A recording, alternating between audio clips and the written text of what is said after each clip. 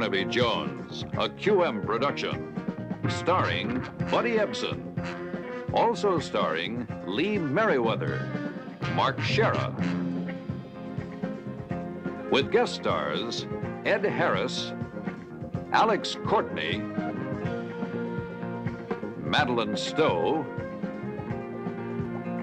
Michael Mullins, Bill Byers. Tonight's episode, School of Terror.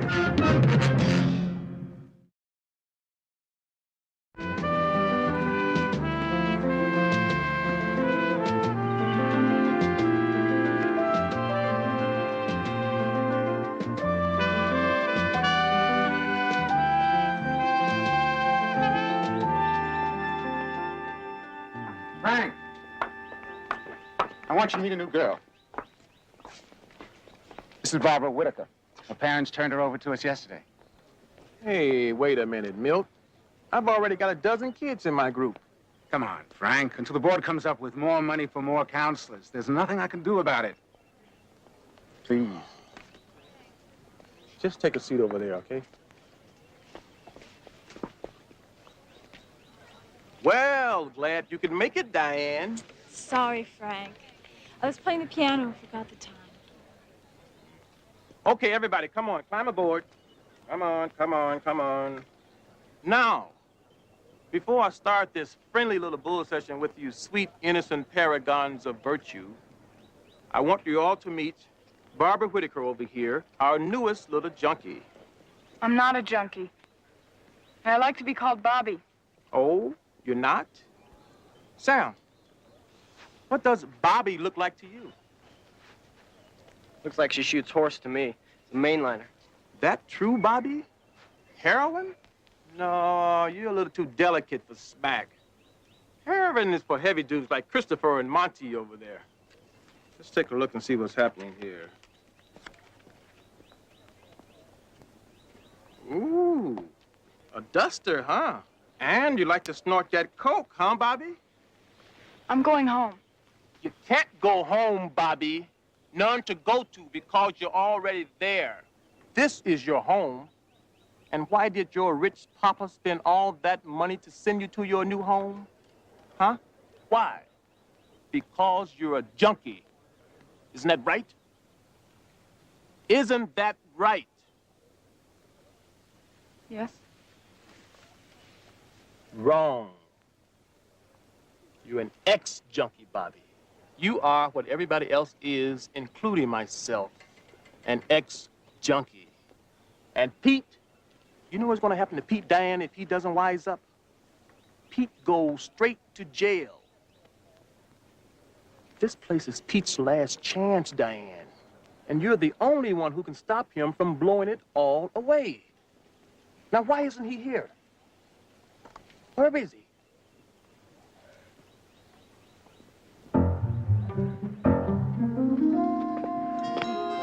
Take a break. I'll be back in a minute.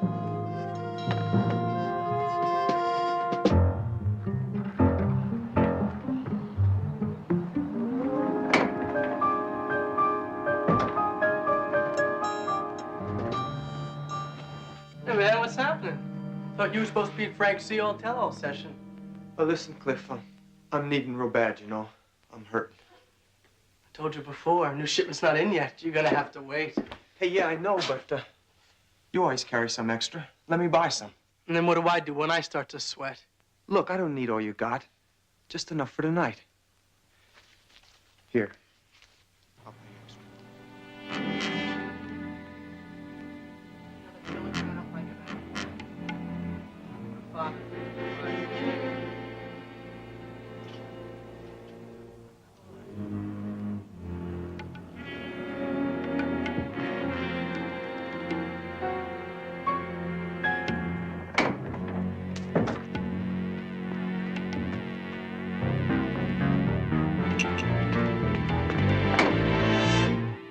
Hey, Frank, how you doing? I don't want no garbage out you, boy. Empty your pockets and put everything on that desk. What? You heard me the first time. Glenn. Hi, Frank. You come for your van. The boys tuned it up just fine. Just needs to be road tested. I didn't come here for that. I saw Mr. Connors here dealing junk to Pete Chastain. One of my shop students dealing? To Pete? No, man, that's a lie. Oh, he was dealing all right. And you know what I think? I think this turkey is the drug connection we've been looking for. Hey, I just told you before, I got nothing to do with it. I told you to put your stuff on the table. You heard the man, Cliff. Do it.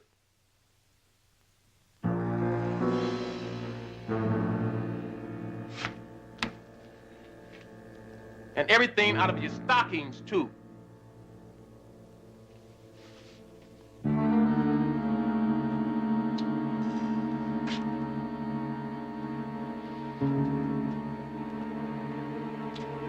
High-grade stuff. Now, look, Cliff, I know you too dumb to be dealing on your own. Who's in this with you?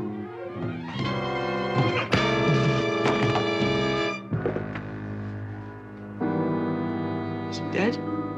No. Come on, let's get out of here. Yeah, and go where? All right, okay. Get him up. We'll put him in the van. Let me get him on my shoulder.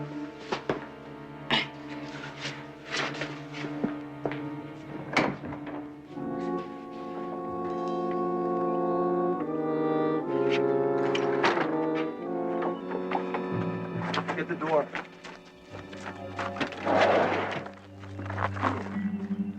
Glenn, what good is doing this? Once he wakes up, he's gonna blow it for us anyway. Take these two and hide them in Frank's room. But where they can be found. You understand? What about that one? Mr. Frank, also a business investment, you might say. Well, go on.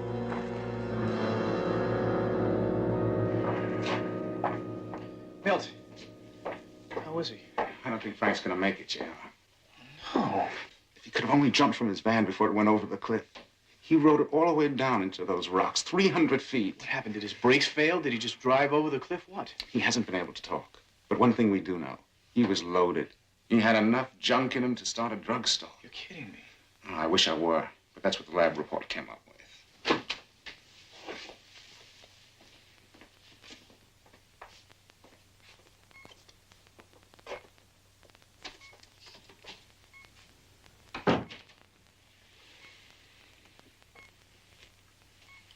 Frank? Frank, it's JR. What happened?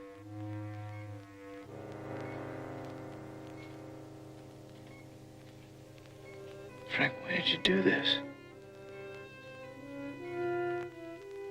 You were doing so well.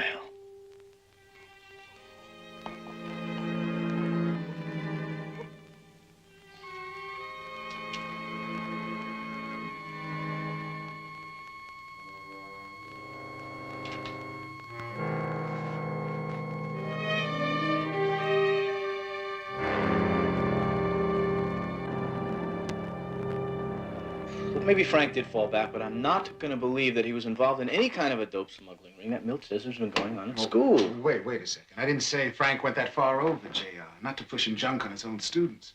But somebody's doing it. How bad is it, Milt? Let me put it this way. So far, we've been able to keep it under wraps. But if the parents who support this program, most of them pretty influential people, if they should ever get wind of what's been happening, they'd probably withdraw their support. And all the good we've been doing for the majority of these kids would simply go right down the drain. If the school was forced to close down, what would happen to them? For the type of kids we get, Fresh Start is the end of the road. They go back on drugs, wind up in jail mostly, or worse. Mel, do you have a replacement in mind yet for Frank? I suppose we'll choose a new counselor the same way we chose Frank from one of the graduates. Yeah, well, how about if you changed that and went with an outsider? Me. You're thinking of going undercover, aren't you? You're not serious, are you? Yeah, I'm serious. Look, if I could go in there as a counselor, if there is a dope problem, I could find out how it's being distributed and by whom. Jedediah, I've supported the Fresh Start program for a long time, and I would hate to see it go under. But there's no call for you to take that kind of risk. Ever since we busted Frank out of that street gang, and ever since we had him sign up for the Fresh Start program, he's been a model for every one of the young addicts at that school. Now, I would just like to know once and for all what really happened. All my students are very savvy, J.R. They will spot a phony in a second. Yeah, well, I grew up on the streets of Chicago. Now, I know I wasn't into drugs, but I think I know the lifestyle pretty well. Now, if things weren't getting so bad, I'd just say, forget about it. But quite frankly, Barnaby, this is exactly the kind of help we need. All right. What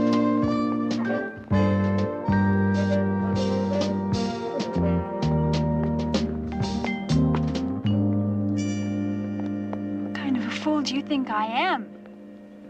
If anybody could see that you're stoned. Hey, I swear, Diane, I'm just a little high from some beer that one of the guys slipped in, that's all. Peter, I depend on you for me. I'd never go back on junk, and neither would you. We'd help each other. Hey, come on. Hey, what's wrong with a little beer? You don't care about what happens to yourself. You don't care about what happens to me either.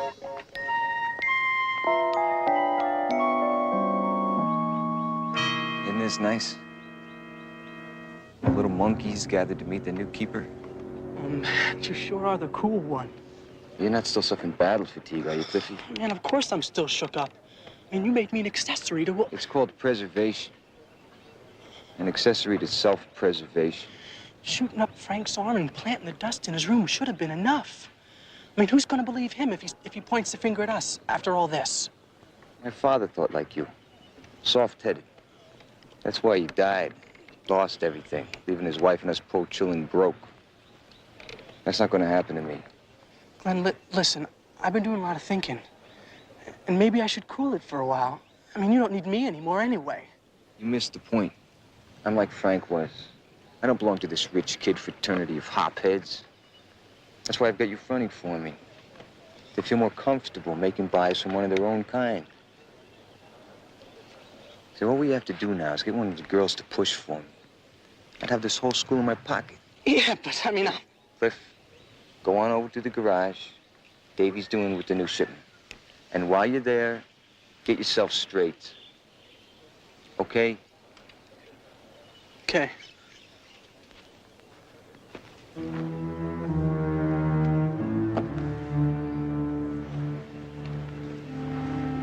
How's it going? You having problems with Pete again? That. And what's happened to Frank? Nothing ever goes right. Well, sometimes it does. And Pete isn't the whole world, is he? He does what he wants, and I do what I want. That's so? Yes. And whenever I want.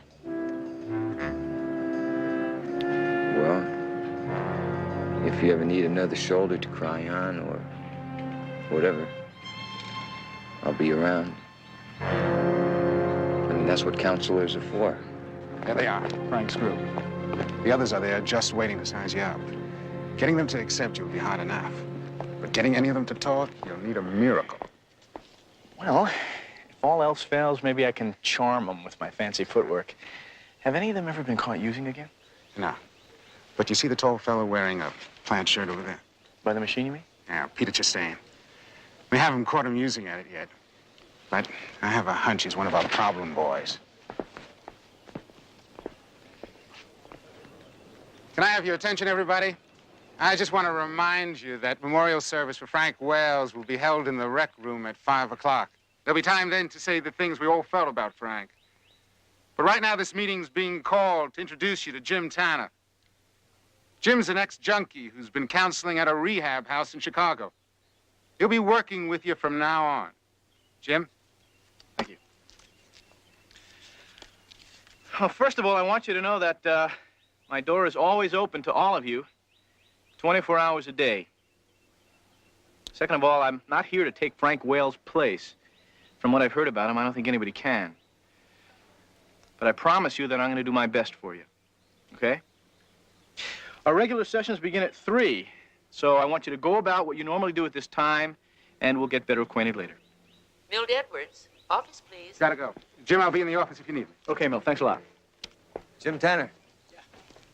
Hi, Glenn Morgan. I'm in the auto shop class over at the garage. Hi, Glenn, how are you? You know, this is a little different than what I'm used to. Yeah. Yeah, it's quite a place. Now, where in Chicago was that? The South Side Drug Rehab, you know it? Yeah. Look, Jim, if there's anything I could do for you, if I can help you out in any way, you just let me know, okay? You bet. Yeah, I can need all the help I can get. Thank you.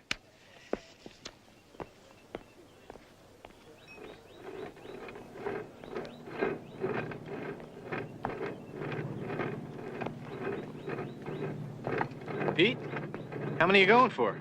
50.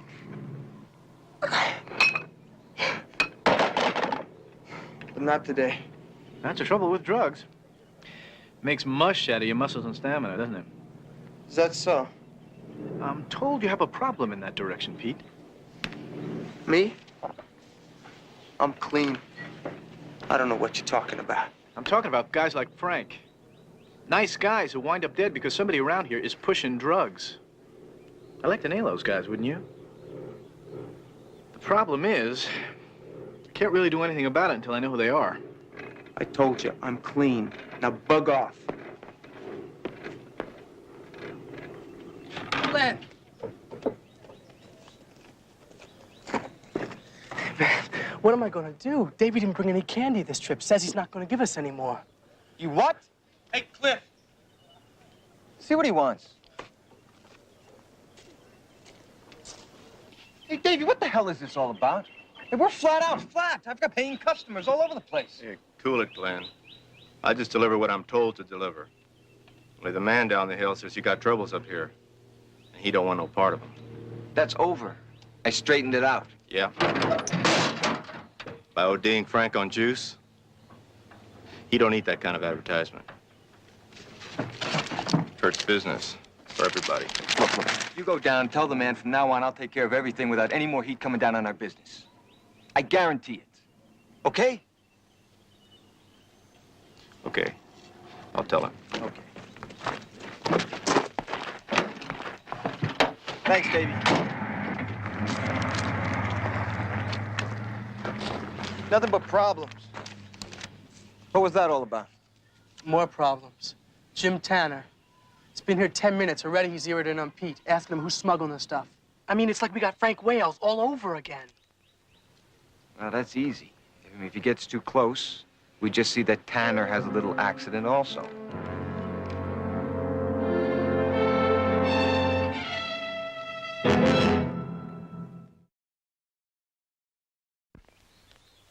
You know, in a little while, you're all going to go to a memorial service where you'll hear about Frank Wales. He was a great guy. He was loved by everybody, wasn't he, Mel? That's right. You bet. Did a lot of good around here. I'm going to tell you why Frank Wales was a jerk. He was a jerk. Frank talked a terrific game, he really did. But when it came right down to it, he was a doper.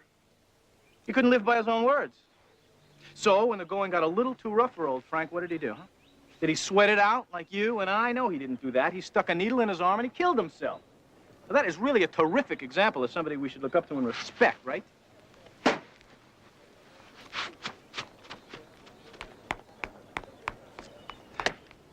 All right, that's all for today. You were looking to shake them up. You really did a good job, especially with Diane. What is her story? She's only been with us a few weeks. That boy I pointed out, Peter Chastain. Yeah. She's been seeing a lot of him ever since she's been here. Did Frank work with her a lot? That's why she's taking it a little harder than the rest.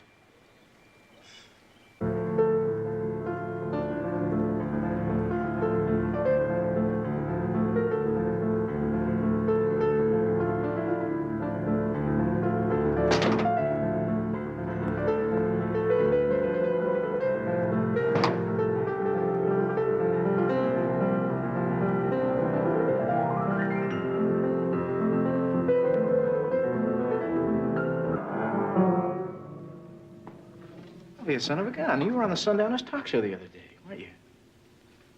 was Estelle Morgan, my mother. No, they interviewed famous daughters of famous mothers. My mother is one subject I came here to forget No, about. wait, Diane, look. Now, I need your help and I need to talk to you. For what? More of your dirty lies about Frank? All right. I admitted I was a little rough on Frank, but I had to be. I did it on purpose. I wanted to find out who his real friends are. You found one. Diane, wait a minute. No, wait a minute. If you really like Frank as much as you say, you'll tell me why you think he went back to drugs and who was smuggling them into this place. I don't know anything about smuggling. But I know one thing. Frank didn't go back on drugs. I don't care what anybody says. Well, how do you know? How can you be so sure? I can't be that sure. But look, I saw Frank only a few minutes before the accident. All right. We were having a rap session. He told us to take a break, said he'd be back in a few minutes. And when he left, he was clean, straight as an arrow. Well, you know where he went after the rap session? To the garage to get his van, I suppose. That's what they found him in. To the garage. You sure?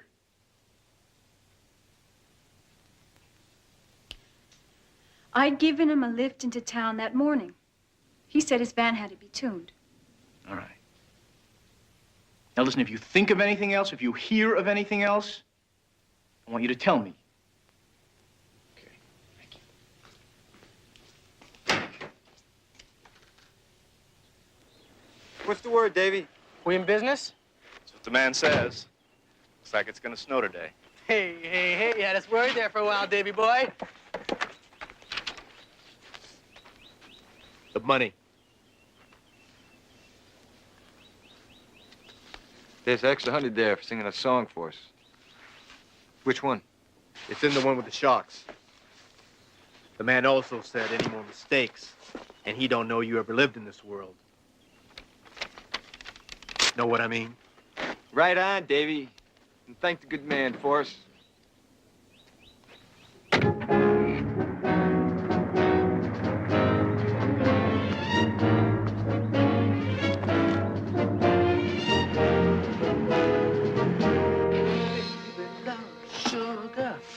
Sugar loves my baby. La, da, da, da. Yeah. Oof. You got the delivery list? Yeah. Right here. 7, right. What about Pete Chastain? Pete's never been a regular. He comes and goes according to how he's doing with Diane. Yeah, we'll put him on. I think he's going to be one of our steadier customers from now on. Hey, someone's coming.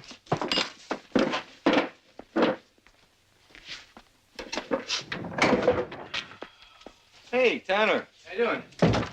What can we do for you? Car trouble? No, I just stopped by to check something out with you. Dr. Frankenstein, how are you? Yeah, well, that was just a joke, pal. Why don't you go on over to the patio and get us a couple cold drinks, Cliff? Sure.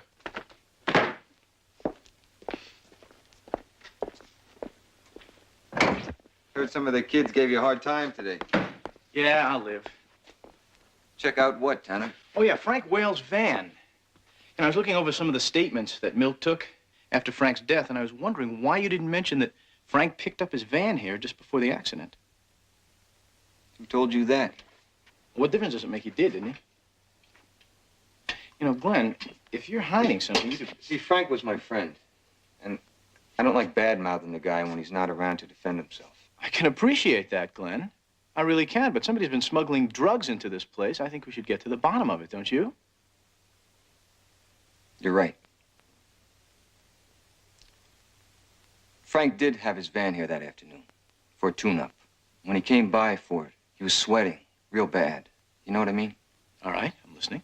When he got in the van to go back into town, he was really needing. At least that's the way it looked to me. So, in other words, you're saying that he was headed into town for a connection? Well, they found his body an hour later, all juiced up, didn't they? Why didn't you say anything about this before? What would it add? I mean, he was already gone. Yeah. You have any idea who his connection is? If I did, I'd kill him with my bare hands. Here you go, pal. No, thanks. Glenn, thanks a lot. I appreciate it. Oh, by the way, my name is Tanner, Mr. Tanner.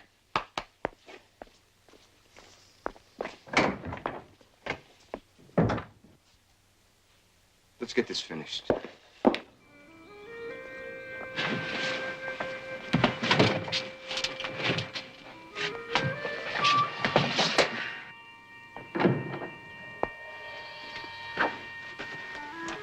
What's going on here? Diane. Where are you hiding it? Hiding what? Diane, look at what you're doing to my place. Come on, where's the stuff? I know you're holding. Where is it? I need some. I told you I can't make it on my own anymore. I don't want to be left out. I want to be with you. Honey, no. No. Not that way.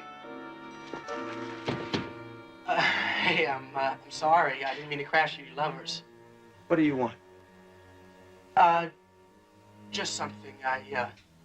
Later.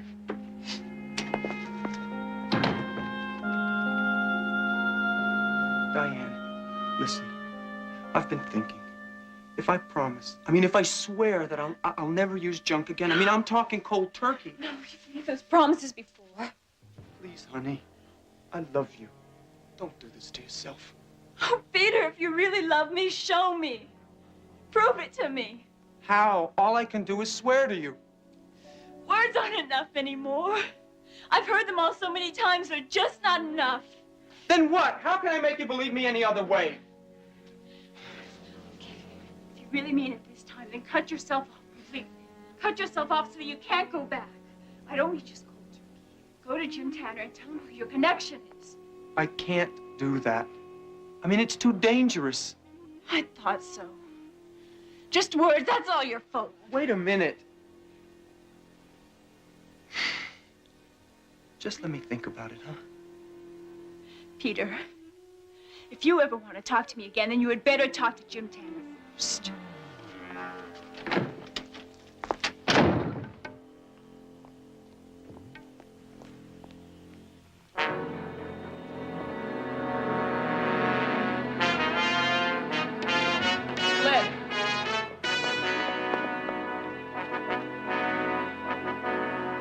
That's right, Barnaby. So far, I'm batting a flat-out 0. And you see this fellow at the garage, Glenn, has no idea who Frank went into town to see. No. The campus here is pretty well buttoned up. There are spot checks on kids coming in and going out. What about the companies that service the school, make regular deliveries? Yeah, I was thinking along those lines, too. There's trucks coming in and going out all day. Any one of them can be a conduit. Well, why don't you make me a list? I can check them out from this side. All right. I'll run over to Milt's office and I'll get a list. I'll get back to you, okay? Bye. Right. Talk to you later. Goodbye.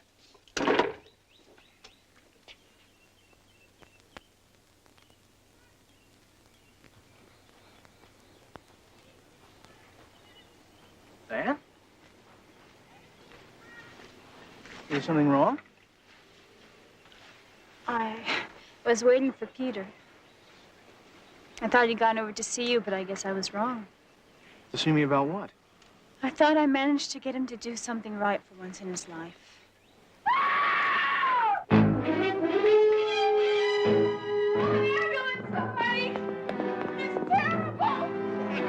It's Pete.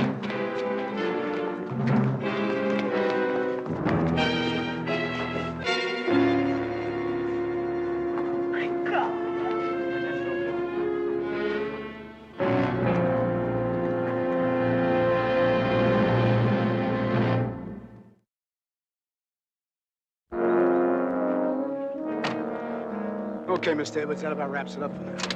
Well, the boys from Homicide will be here tomorrow for some more questioning.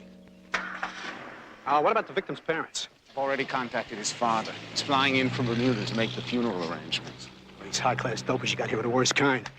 Seems the only way to know how to solve their problem is with a rope. Wait till the autopsy before you assume that it's a suicide, have you? They tell me all the counselors here are ex-junkies. Does that include you, Tanner? That includes me, and you know it. I don't see things the way the sheriff and some others do. In fact, I don't like junkies at all, past or present. If I had my way, this dope as the light you got here wouldn't be here in the first place, lousing up the neighborhood.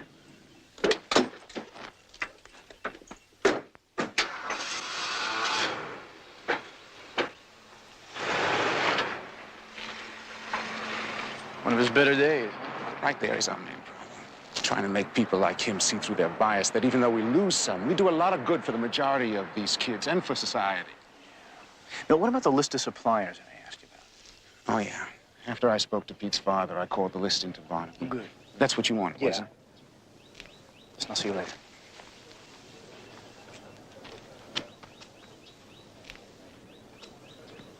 That Tanner sure is fast on his feet, and with his mouth, he's like a pro at it. Come on, let's get out of here. I think I want to get sick. We better find out more about him. First Frank, now Pete.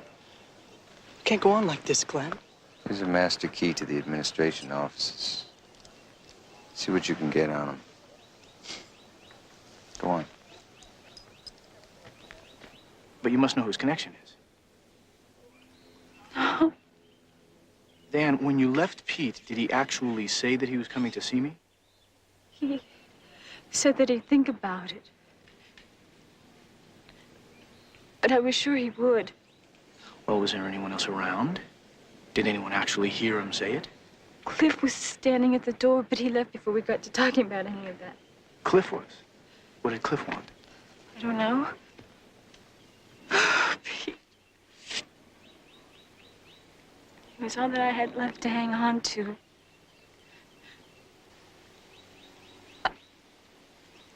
I can't make it without him. I want you to remember something. You are the most important person in the world. Huh? Hang on to yourself. You'll do just fine. Nurse?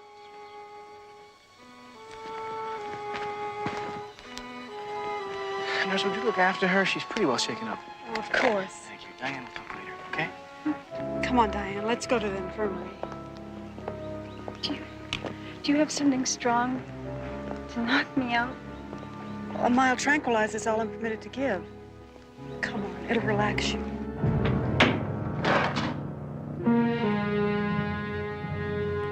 Hiya, pal. I mean, Mr. Tanner. You seen Glenn? I've been looking for him. You just left him by the dorm a couple of minutes ago. Yeah, you're right. Cliff, you stopped by to see Pete just before he died. Why'd you do that? Oh, I went in to borrow some money for something, but Diane was there, so I figured I'd wait. Guess I have to find another touch.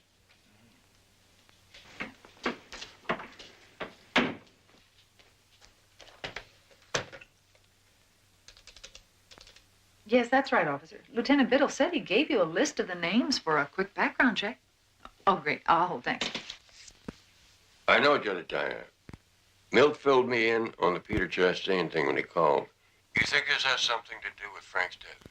Absolutely, Barnaby. I don't buy a convenient suicide. Did you get anything off that list? Betty's working on it now. So far, all the companies are in the clear. Yes. Hold it, Jedediah. She wants it. Thank you so much. I appreciate your help.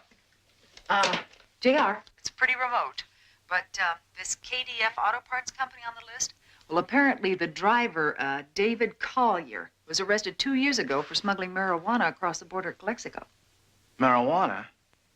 Well, that doesn't exactly mix with the kind of stuff they're pushing around here. Similar ammo. You're right. I think it's worth checking into. Why don't I get back to you later? Okay? Bye. Anything up? I don't know, Milt. A lot of arrows, all pointing toward the garage. I'll see you later.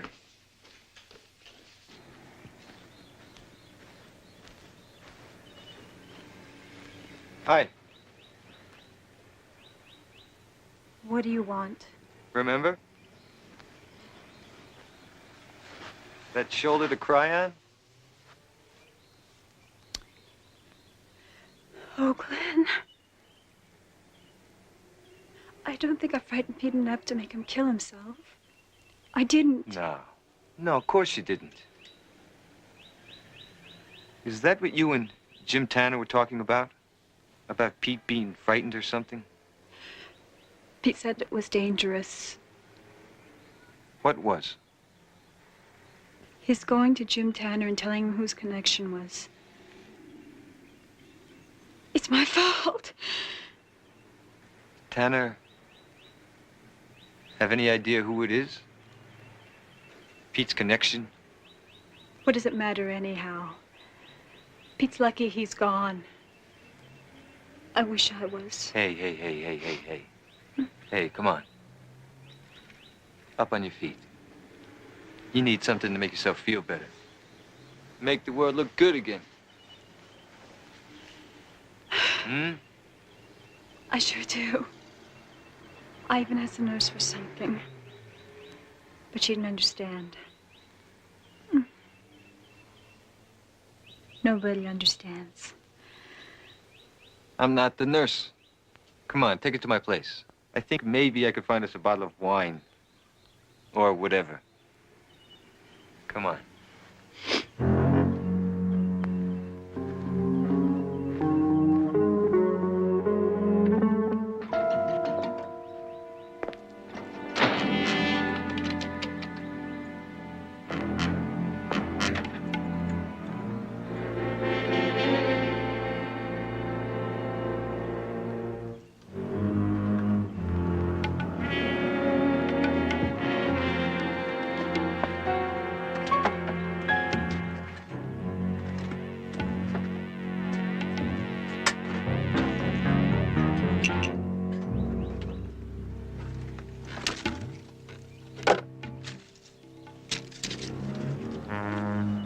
Jedediah R. Jones. Jr.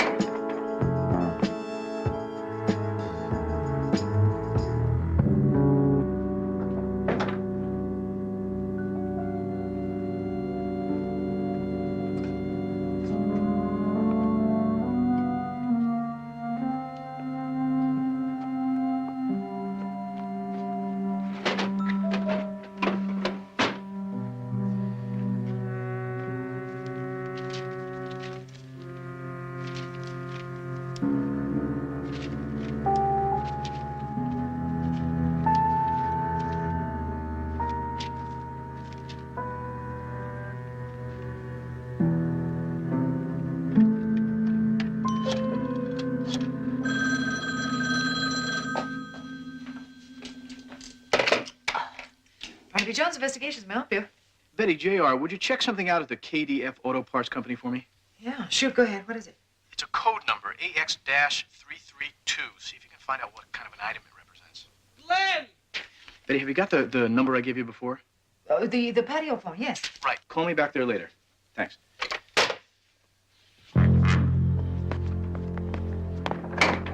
Glenn, you here?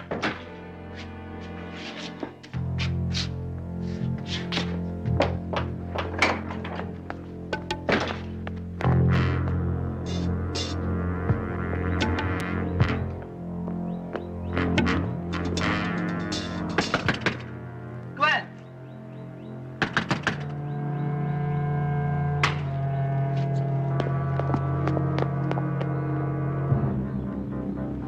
I don't know. Maybe I should give it all up and go home. Which home are you talking about? Hotel room in Paris or Vienna, Rio de Janeiro? Wherever it is your mother's playing a concert this week? I guess I'm like Bobby. I don't have a real home to go to either.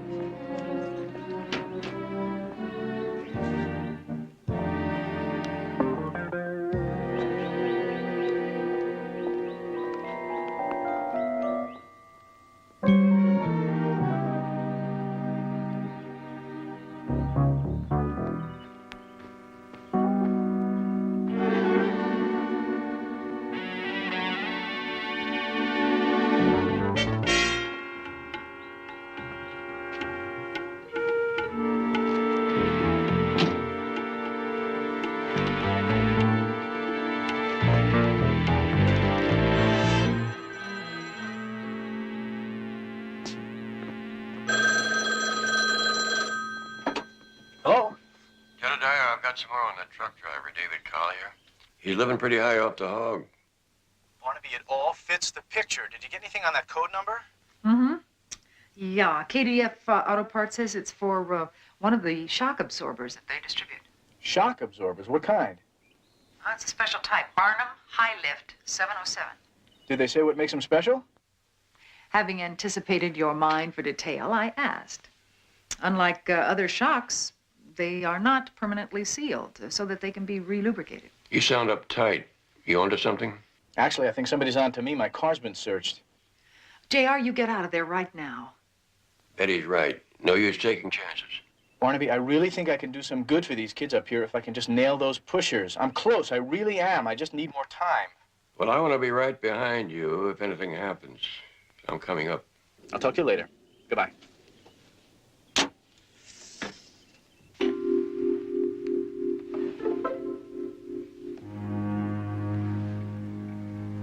How you doing? I never could hold my liquor. You going to have any? Wine's okay, but when you really need a friend, or whatever.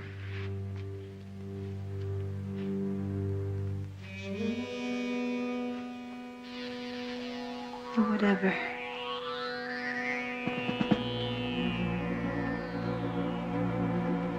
You've been there before. It's right there if you want to go back. Why is it I can't remember anything about those days? Because you have to feel to remember. Yes. No more pain. No feelings. No more remembering. That's right, Diane. And if you ever need my help, I'll be here. Nobody's ever going to hurt you again. No more remembering. That's my girl.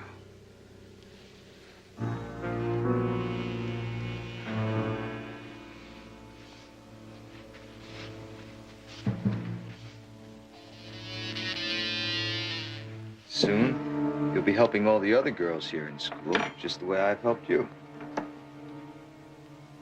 I will? Yes.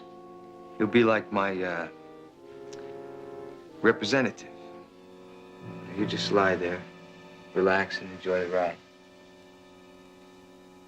Gotta get some more candy. I'll be right back.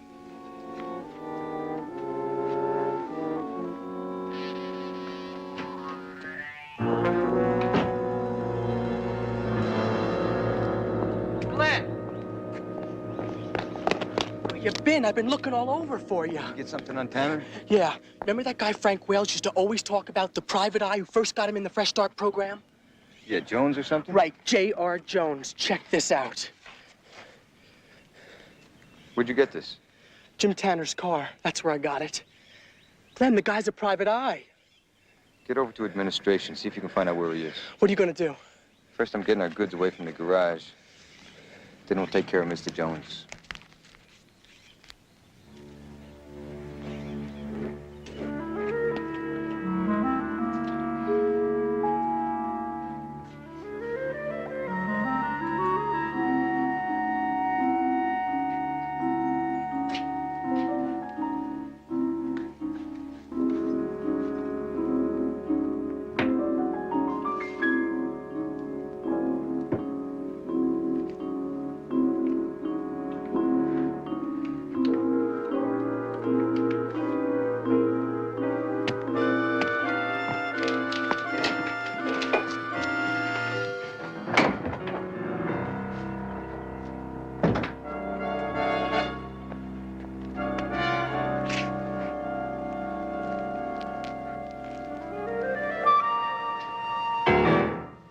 Planning on committing suicide yourself, Glenn? That's what you said, isn't it? That if you could find the guy who put away Frank, you'd kill him with your bare hands. That's what happened, isn't it? Frank found out about your little operation here, so you killed him, right? Drop that. Let's go for a ride. I'll show you exactly how I did it. Come on, move it.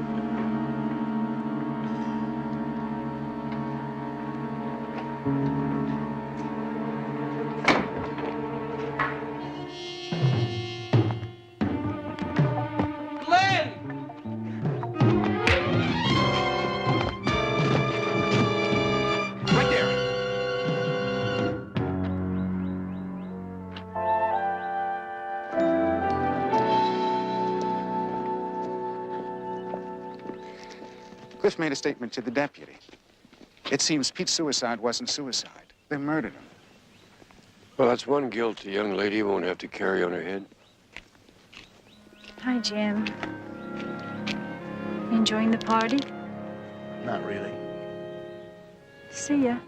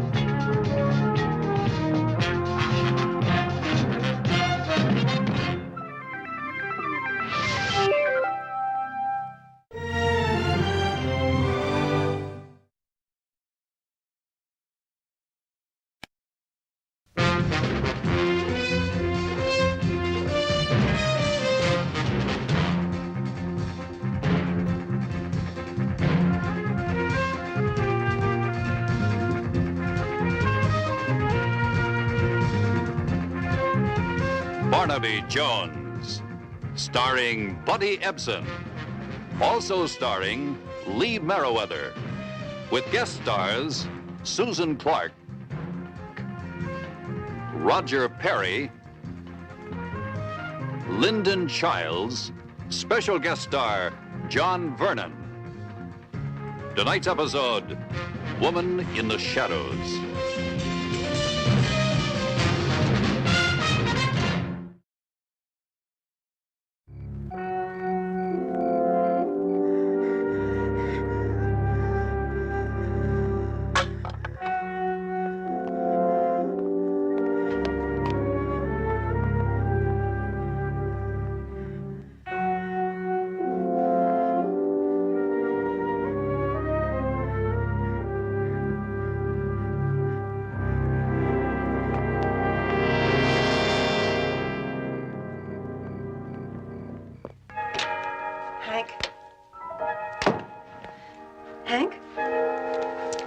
Hank, wake up. Oh, hi, Gran. It's Lila Evanston. I think she's dying. Oh, no. Not now. Listen to me. I think she's dying. All right. Hurry. Stat epinephrine. Resuscitate her.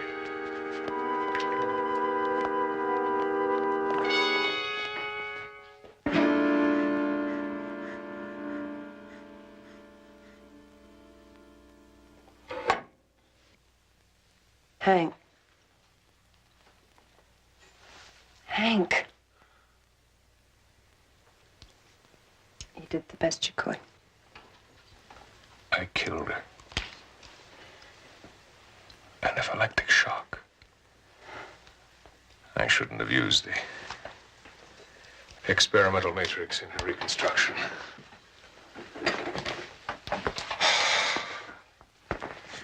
She couldn't handle it. No one will blame you. Well, her husband will. And with his kind of money, he can make it stick. The insurance company will handle it. Again? It's taken me 2 years to come back from the last malpractice suit. I mean, there isn't a plastic surgeon alive who could survive this. There must be something we can do.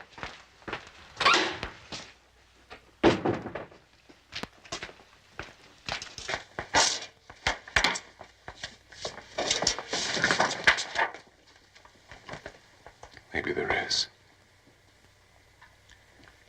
Lila Evanston herself saw the strong resemblance. Oh, no. Hank, it would never work. The bone structure wouldn't have to be changed at all. Just tissue alterations. Any discrepancy would be covered by the accident. No, I won't do it. The voice, my hair. Voice is easy. All we'd have to say is Lila Evanston had a laryngeal node removed. And the hair we can fix later. No. No, please.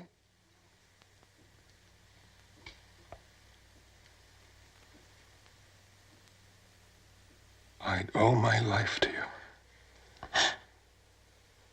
If you love me, if you really love me.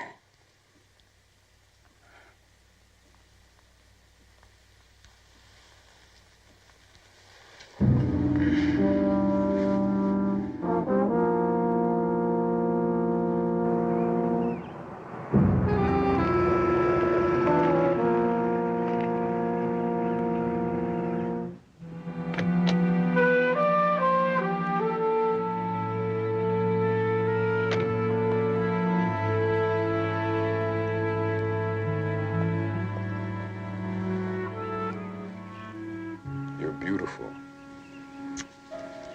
Are you ready? What if something goes wrong? Look, we've been through all this. These last few weeks, you've learned more about Lila Evanston than her husband knew all the time they were married. But sooner or later, he's got to know. No. Her face was nearly destroyed in the accident. All you have to do is play it smart. He was her husband. John and Lila haven't been close for years. Come on.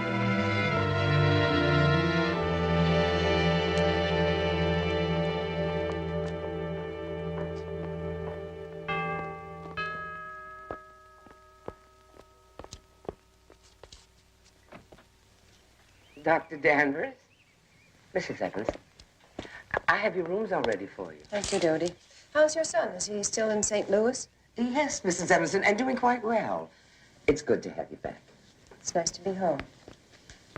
Take good care of our patient, Dodie.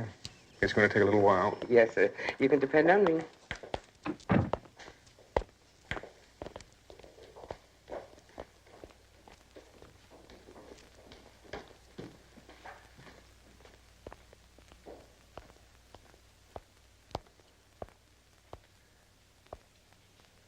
Lila?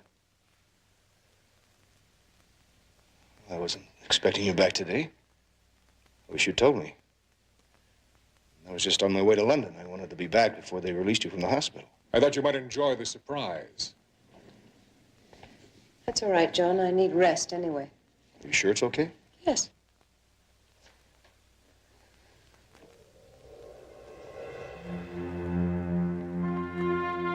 It's the first time I've seen your face without bandages. Only if you promise not to be too critical.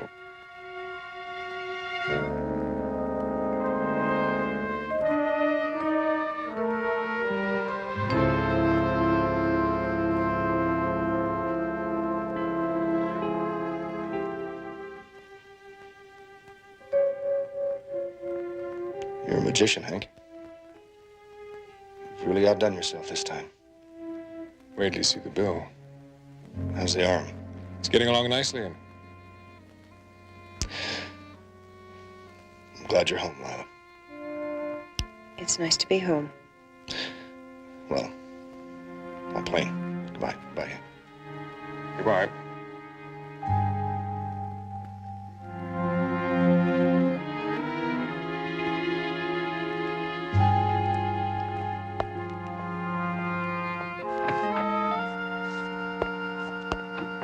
Well, Mrs. Evanston, we're done.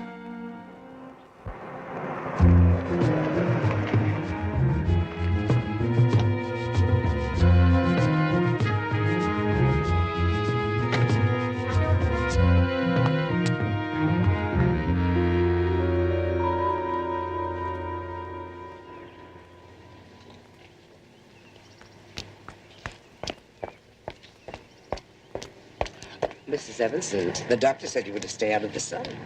Oh, yeah. Can I do that? Sure. Oh, before I forget, Jimmy called. He says he's holding 3 o'clock open for you this afternoon. Jimmy? Mr. Collin. He says no one's to see you till he does your hair. Oh. Excuse me.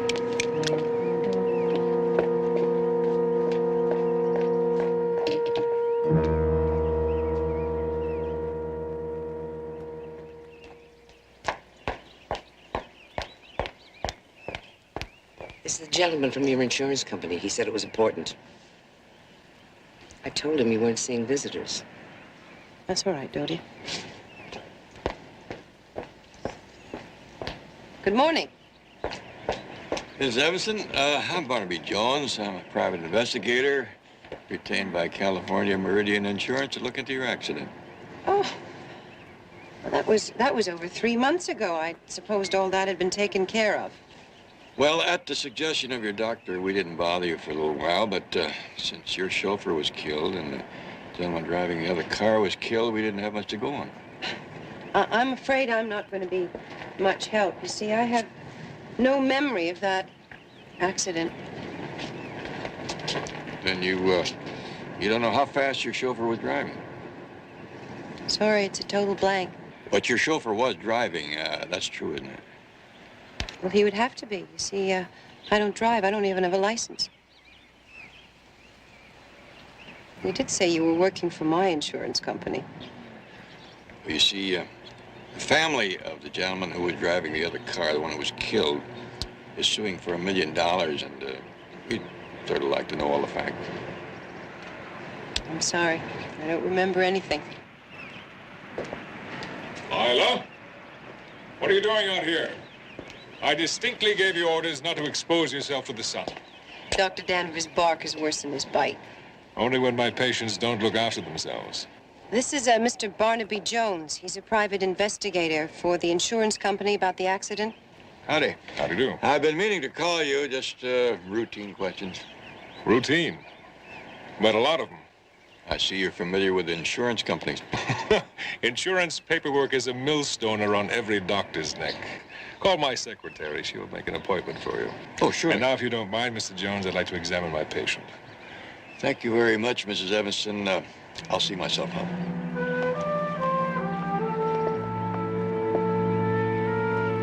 Bye.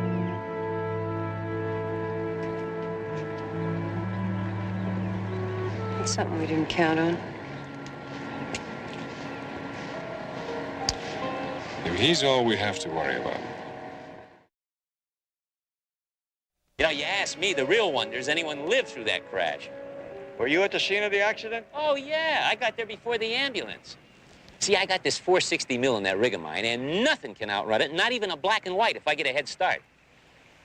Was the chauffeur and the driver of the other car alive when you got there? No. Matter of fact, I thought the lady was dead, too. The way her face was all messed up. She would have been, too, if she'd been pinned behind the wheel. Look, I told all this to the police about 3 months ago. Say, they said to leave everything just as it is. Yeah, I know. Ms. Evanson said that the chauffeur was driving. Well, that's hard to tell. They were both thrown clear. Looked to me like he was thrown from the passenger side, though. She was on the driver's side when I found her. Car could have spun around after they were thrown out. Yeah, could have done most anything. Did Mrs. Evanston talk to you that night? No, like I said, she was in awful bad shape. Sorry, I'm afraid I gotta run, man. Look, I should have taken off 10 minutes ago. Okay, I'll just look around. Yeah, okay, go right ahead.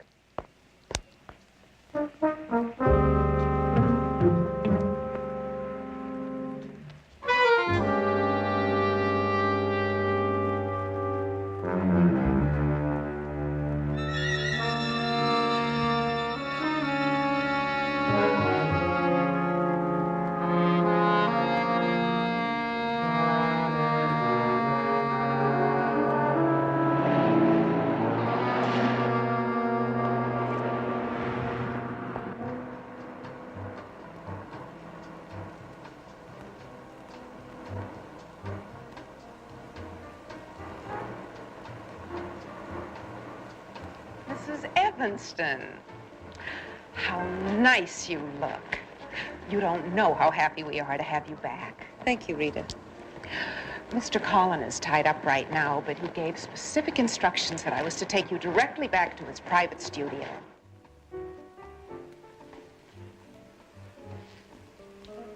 The roses are for you.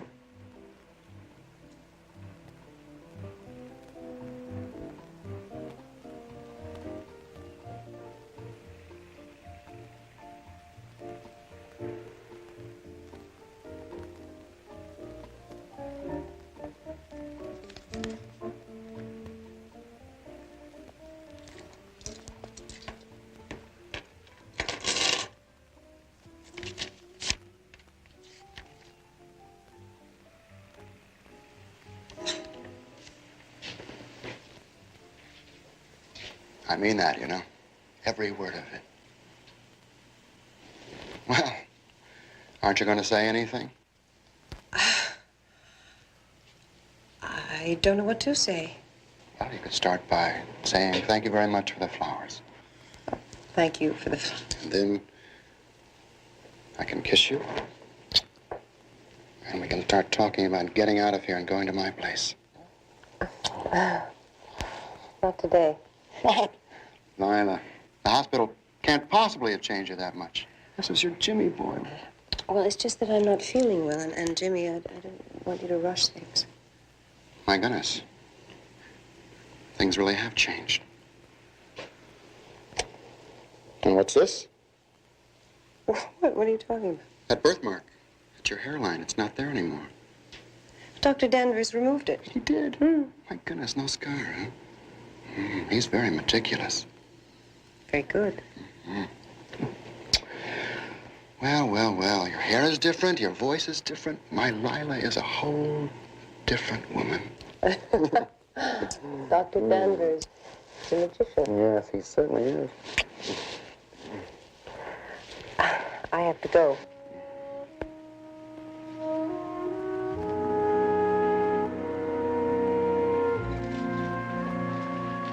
Yes, maybe you better. You're looking a little pale. And I'll tell you what, maybe under the circumstances, it might be better if I came to see you tomorrow.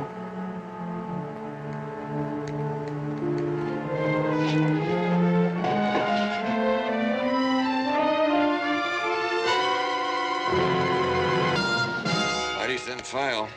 Is this all there was on the Evanston accident? Well, it's just an accident case, Barnaby. We need our file space for murder and mayhem. That'll be a lot thicker before I get through.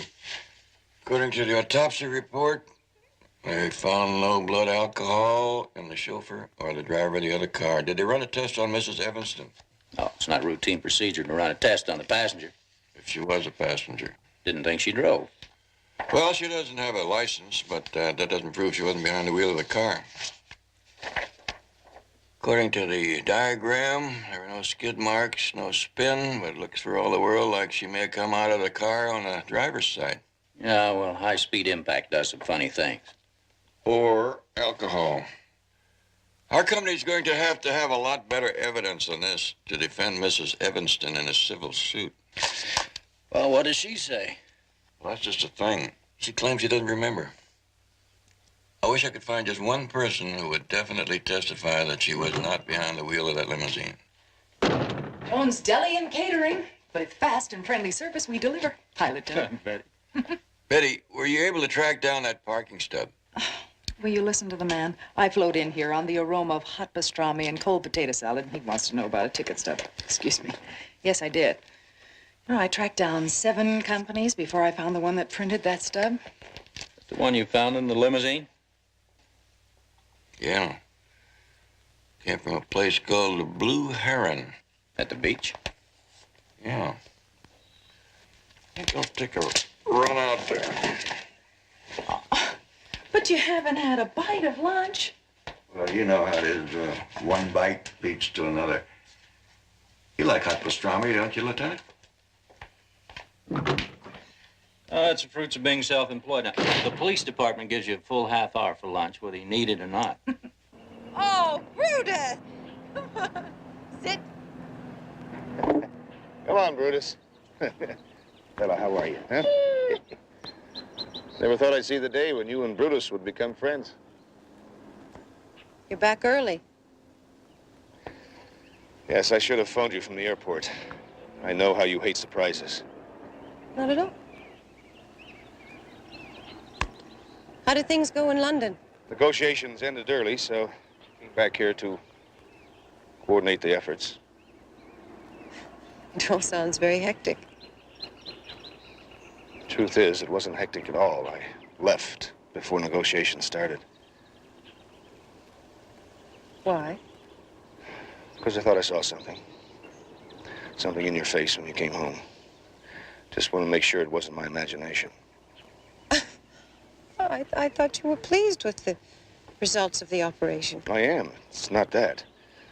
But Looking at you now, I realize that I've been guilty of too many trips like this one. Unnecessary trips to unnecessary places. You know what I mean. No, I'm afraid I don't, not unless you tell me. Well, I've never been very good at talking to you. Strange it should seem different now. Come on, John. I don't think I've changed that much. I had a lot of chance to think on that plane. For the last 7 years, we've done our best to make each other miserable. Is I really that awful? Let me finish this, otherwise it'll never be said. Dr. Danvers told me that the node removal would alter your voice, a slight change in your appearance, maybe even your personality. I want you to know, Lila, I welcome those changes.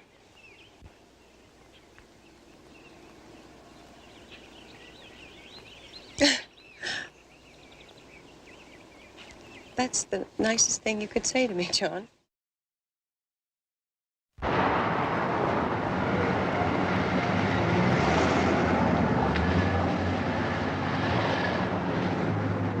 Look, mister, the kind of place that I run here, it wouldn't pay if the word got out that I talked out of turn. You know what I mean? Hey, thank you. A fella brings a secretary in for a little drink, a little employer-employee relationship. It's really none of my business. Ever seen this woman?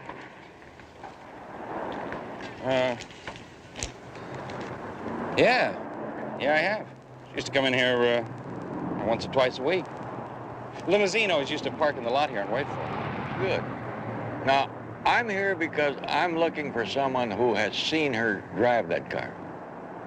Gee, no, the chauffeur is the only one I've ever seen drive it. Of course, that was quite a while back. 3 months? Yeah, 3 months ago. She always used to come in here alone and meet the guy here. You know the guy's name? Sure. His name is Jimmy. That's all I know. Could you describe him to me? Yeah, sure. Medium height, good-looking guy, dark. He's kind of a real smooth operator, you know? Well, if you ever see him again, call that number. Oh, yeah, hey, thanks. These kind of prices, I'd deliver the guy to your doorstep if I see him.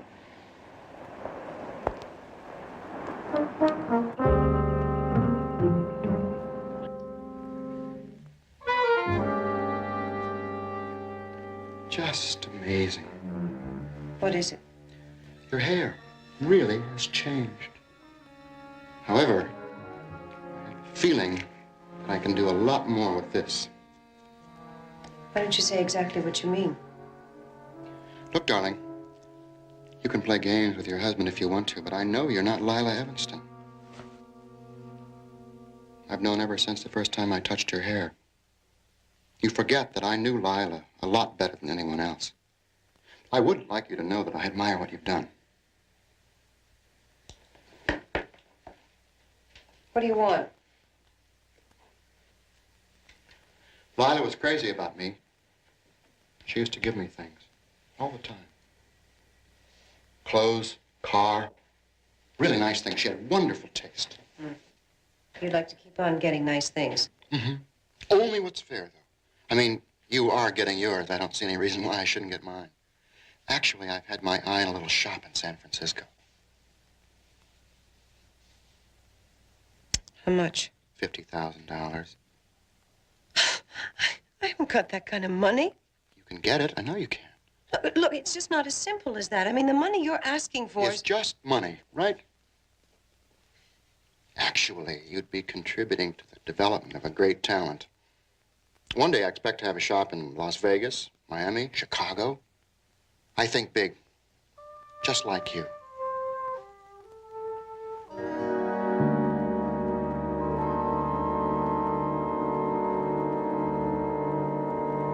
Mr. Jones, you're asking me to break the confidence of the doctor-patient relationship. Doctor, your patient is facing a very serious lawsuit. From all the evidence I've been able to gather, she was driving the night of the accident. Well, that's nonsense. I've just come from the emergency hospital where the looked at Mrs. Evanston the night of the accident? Their blood workups indicate a high concentration of alcohol, which could support a felony drunk driving charge. Well, I can assure you she said nothing to me that would indicate anything like this. I thought you were supposed to be on her side. I am. Well, the best way to help her is to forget the accident. Her husband is an extremely wealthy man. He can afford the settlement, whatever it might be. No one can afford manslaughter.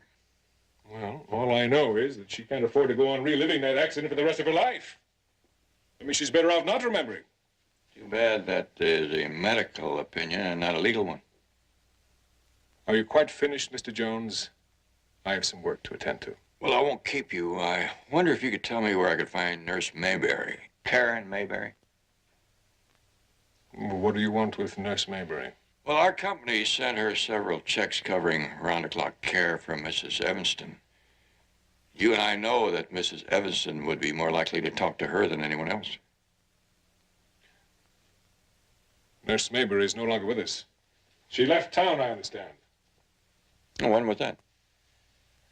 About 6 weeks ago. She leave a forwarding address? No, she didn't.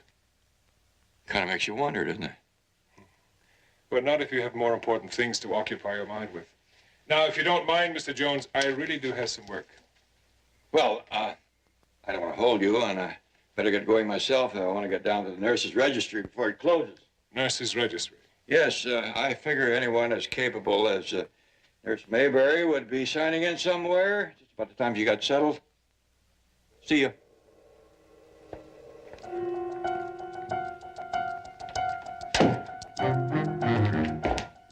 Dr. Danvers, for you.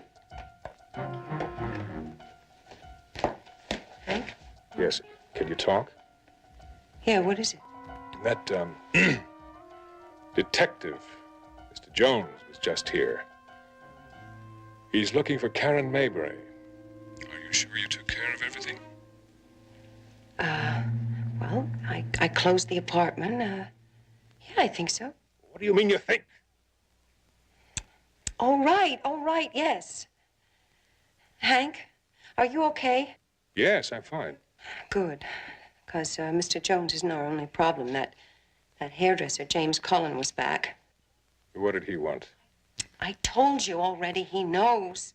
He wants $50,000. Hank, let's give it up. I'm scared. It's not going to work. Now, you just hold on, dear. I'll talk to Mr. Cullen, and I'll call you back.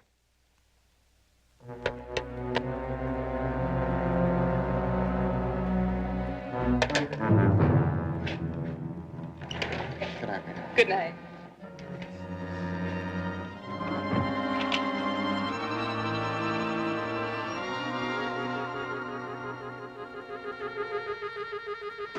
That you, George? Listen, George, we've left you quite a mess here today. You make it sparkle, and I'll take care of you on payday, all right?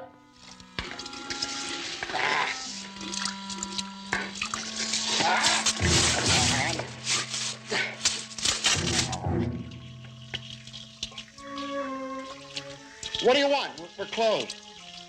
Are you James Cullen? Yeah, what do you want? We're closed. All right, okay, you want the money? It's over here in the drawer. Just hang on a second. Wait till I turn off the water. There you are.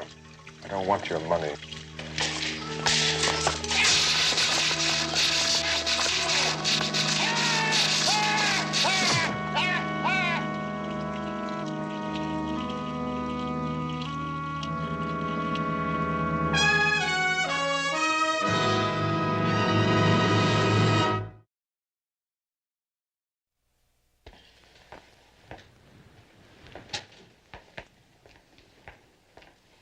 May I help you, Doctor? Yes, ma'am. Jones is the name. Is Dr. Danvers in today? No, he isn't. Is there something I can do? Yes, ma'am. I'm really looking for the nurse that Dr. Danvers used to go with. Oh, Miss Mayberry. Yes, that's the one. I'm afraid you're a little late. She left some time ago. Surprise to all of us, I might add. Yes, I know. I checked the nurse's registry, and she didn't leave a forwarding address. I thought possibly she may have taken a private job with possibly one of the doctors that worked with Dr. Danvers. That would take a lot of checking. Not really. I'm just interested in the doctors who worked on the Lila Evanston case. Oh, that should be right here. Now, let's see. Uh-huh. Assisting physicians Luce and Thompson. Anesthesia nurse Karen Mabry. Of course, this was just the first procedure, the one they did at St. Agnes. There's no one listed here for the second operation. Oh. I didn't know there was a second operation. One evening, about 3 weeks into her convalescence, a minor tissue repair. Dr. Danvers often handles those right here. I see. Oh, would you happen to have a personnel picture of Nurse Mayberry that I could borrow? Yes. Here it is. Oh, thank you very much. I'll get this right back to you. And do you happen to know the name of the neurosurgeon who took care of Mrs. Evanston's arm? I understand from emergency hospital report here that she suffered some damage to the radial nerve. Dr. William Fairmont. Yes, poor thing. She could hardly hold a glass in her left hand. They decided not to intervene. Oh, I thought they'd done a repair. Her hand looked just fine. I'm afraid not. The neurosurgeon decided to wait 6 to 9 months to see if the nerve would repair itself. Oh, I see. Well, thank you again. Oh, Dr. Jones, if you don't locate Miss Maybury, I've always wanted to work for someone with a charming bedside manner. Miss Dobbs, I assure you that when I need a nurse, you'll be the first one I call for.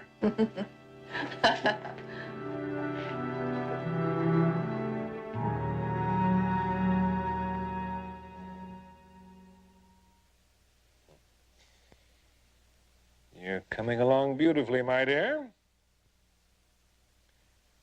A nice piece of work, even if I do say so myself. James Collin? How do you feel about that nice piece of work? I don't know what you're talking about. It was an accident. A fortunate one, I admit, but nevertheless an accident. Oh, come on, Hank. Between the amphetamines and the barbiturates, you're beginning to believe your own lies. If something had to be done, he did it himself. Hank, look, I began this masquerade to save you, but this is murder.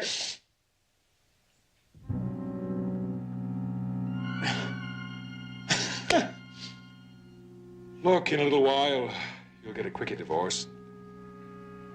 It'll all be over. I'm sure Evanston will lay quite a settlement on you. No. A divorce, okay, but I'm not going to take advantage of him. He's a nice man. I don't want to hurt him. That sounds a little ominous.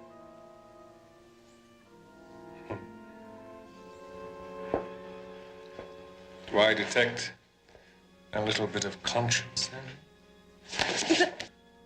Or are you falling in love with a shy, reluctant friend?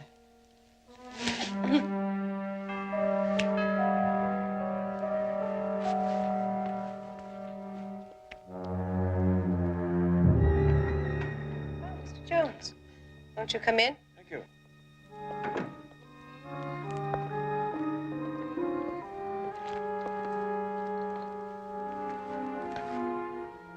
Dr. Danvers, I hope I'm not interrupting anything. No. We're quite finished. If you will excuse me, I have some telephoning to do. Oh, surely. Would you like a cup of tea, Mr. Jones? Oh, no, thanks. I don't think so, not at the moment. You know, I feel a little bit like a young man out on a blind date for the first time. He winds up with his sister. I don't understand. Well, you see, I've been looking for Nurse Mayberry, hoping that possibly you had said something to her which might enable me to clear up the circumstances of your accident. Well, I'm sorry I wasn't more helpful.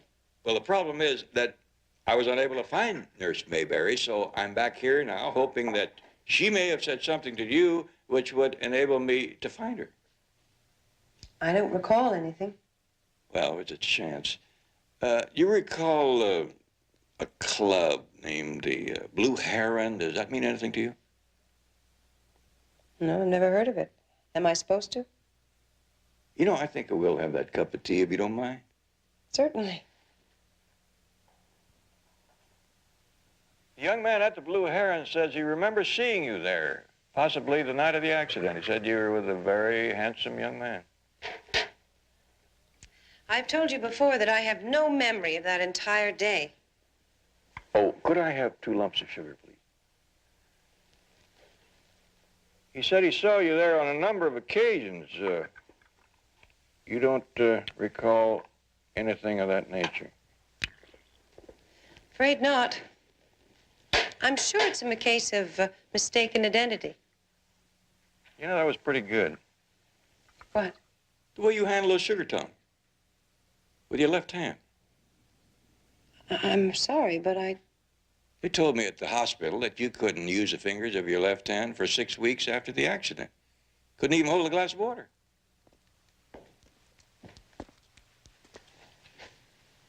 If you were a medical man, Mr. Jones, you'd know that spontaneous nerve regeneration is not unusual. Mrs. Evanston is very fortunate. Did you also take care of the laceration on her left forearm? I hardly noticed a scar. That's my line of work, too. Congratulations, Doctor.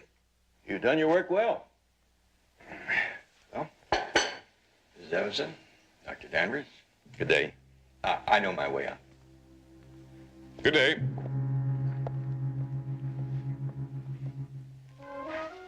he knows. He knows, but he can't prove anything.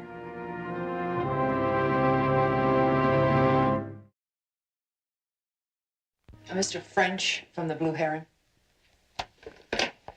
Yes, Mr. French. Oh, yeah, Mr. Jones, I found your man for you. That's good. Did you get his name? It's that Mr. James. His picture's in the paper today. It's that hairstylist that got himself electrocuted. Betty, could I have the morning paper? Are you sure that this is the same man that you saw with Mrs. Evanston? Yeah, there's no doubt about it. I've seen him with your lady a number of times. Thank you very much. Well, Betty, looks like Lila Evanston lost her boyfriend before she remembered who he was. I don't quite follow that. Lila Evanston stands to lose $1 million lawsuit, maybe even go to jail. But instead of helping, all she's done is lie. Lie? But you said the shock of the accident could have destroyed all memory of that evening. But only for that evening. What about before then? She denies ever having heard of the Blue Heron, yet she went there repeatedly to meet James Collins. Now, she was either lying or she never heard about it in the first place. How do you explain it? I explain it like this. I don't believe that Lila Evanston ever left that hospital alive. What? Look, I'll show you. Now, all of these pictures are the same head size. This is a newspaper picture of Lila before the accident. Now, look at the discrepancies when you measure it against the picture of Lila Evanston following the accident. Barnaby, you said yourself that the surgery was extensive. But there's one measurement that doesn't vary. That's the difference between the pupils. 2.5 millimeters. They just don't match. Well, could it be the enlargement you made? No, because I measured the size of the iris. You see, the measurements are exactly the same between these two. And that's the reason I could never find Nurse Mayberry. She was hiding behind the face of Lila Evanston. Refreshments.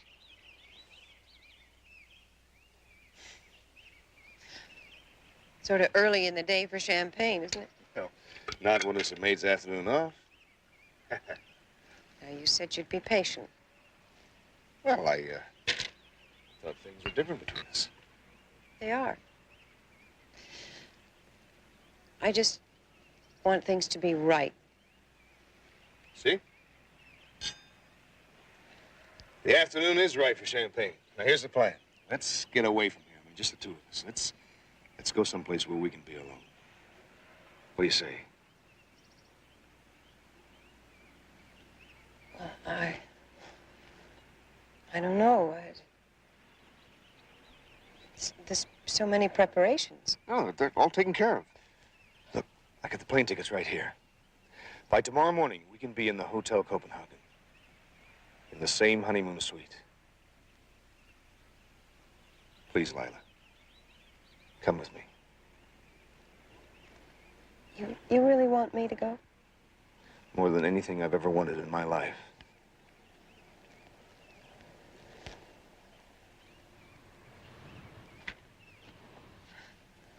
I'd like that. All right. Good. But you'll have to give me time to get some wardrobe because I don't have a thing to wear this time of year in Denmark. I must say you don't give a girl much time. Passports. Hey, what time do we have to be?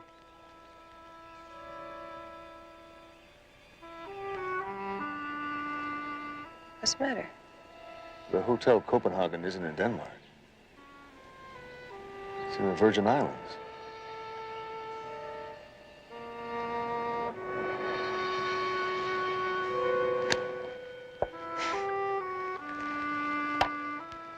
Yeah. Well, if I'd ever been there, I would have known that, wouldn't I? I'm not going to lie to you anymore. I didn't enjoy lying. Where's Lila? She's dead. She died after surgery. Well, who are you? I'm Karen Mabry, Lila's nurse. What happened?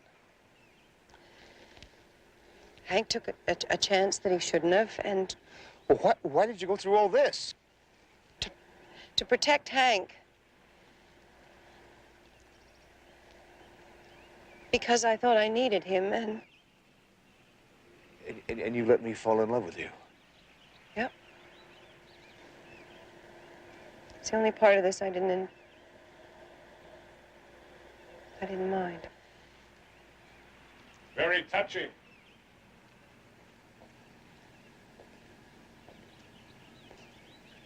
No one answered the front door, so I let myself in. You're responsible for this. You said yourself it was a remarkable job. You tell that to the police. Oh, since you're so proud. All right, come on, let's get him out of here. No. No, I'm not going on with this nightmare any longer. You help me or I finish him right here.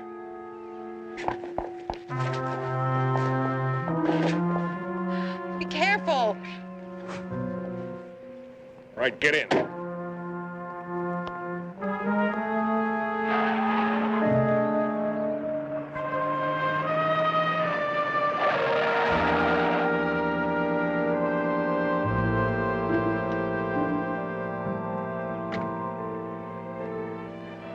All right. Just handle it cool. Look, going somewhere? Yeah. To the clinic. Gonna run some tests. Well, this will only take a minute. Miss Evanson, I wonder if you'd mind looking at this photograph for me. Can you identify this woman?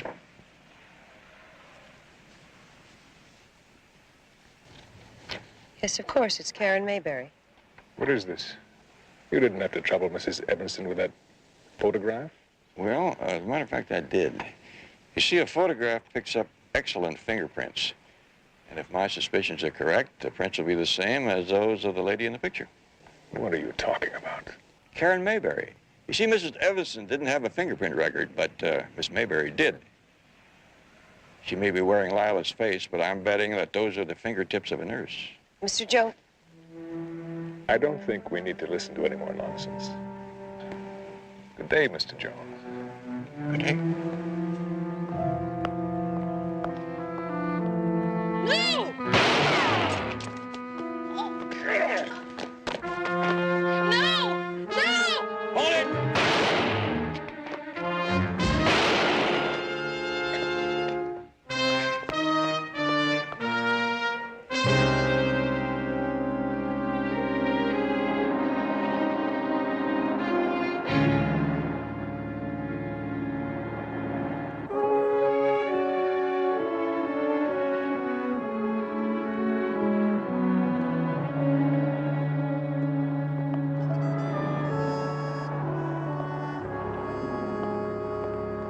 she looks fine, doesn't she? Well, I think your coming to see her accounted for a lot of that. You know, what charges is she going to have to face, I mean, once she recovers? Well, from what we've learned from Dr. Danvers, Karen had nothing to do with Colin's death or with Danvers' assault on you. It's mostly a case of fraud. Well, whatever it is, I'll make sure she has the best legal representation possible. I assume you're available to help them defend her. Just call on me. Thank you. Eddie? Did I miss something? But is he going to defend Karen Mayberry after all this? He has to. He loves her very much. And after what she did for him, I have a feeling it goes both ways. What's the matter? Something wrong? No. I'm just a sucker for a happy ending, that's all.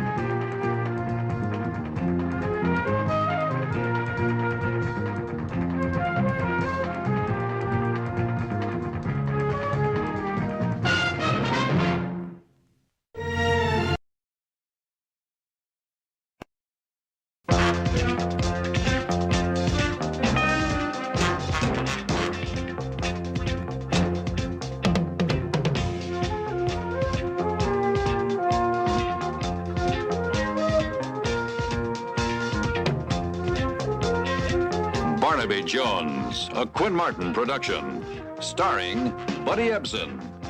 Also starring Lee Merriweather, Mark Shera, with guest stars Robin Matson, Darrell Fetty, Carol True Foster, special guest star Inga Swenson. Tonight's episode, Hitchhike to Terror.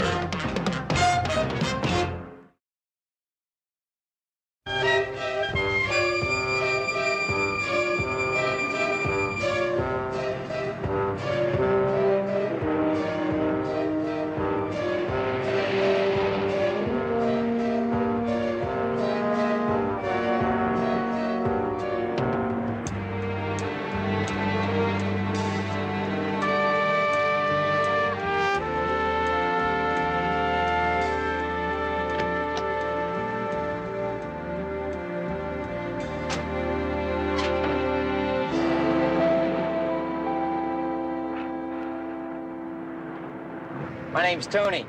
Hi, I'm Shelley. Where you heading to, Shelley? L.A., downtown. Yeah. Well, you're in luck, beautiful mama. I'm gonna take you all the way. So you just sit back and relax. Fantastic. Speaking of relaxing, I got just the thing to help you along. Little, Panama Red. Finest grass this side of the canal. No thanks. Hey now, don't say no till you feel the glow. That's right. Here you go. Roll us a goodie. Just went through a red light.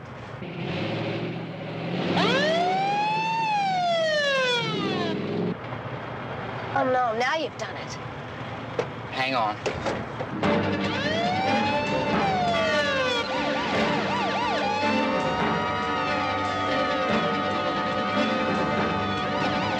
Hey, you're only gonna make it worse.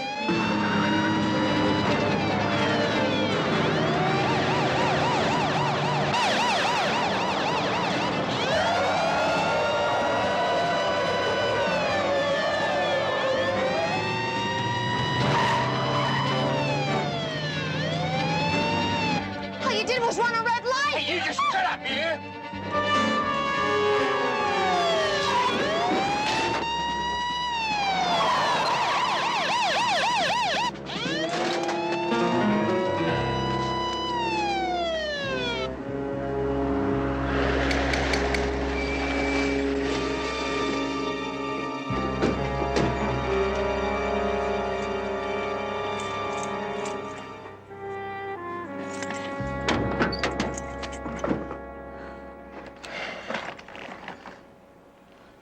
Better call it in, Alice. She's still breathing.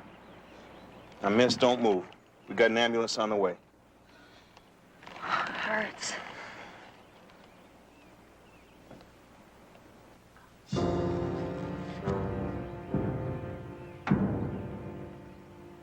Miss, look at my hand. How many fingers am I holding up? What? How many fingers? 2. All right, you understand me then? Yes, I'm all right. It's my duty to inform you that you have the right to remain silent. Anything you say can be held against you in a court of law. What? Why are you saying this? Because I believe this contains illegal drugs, and I'm placing you under arrest. Arrest? But it's not mine. You'll have a chance to explain that later.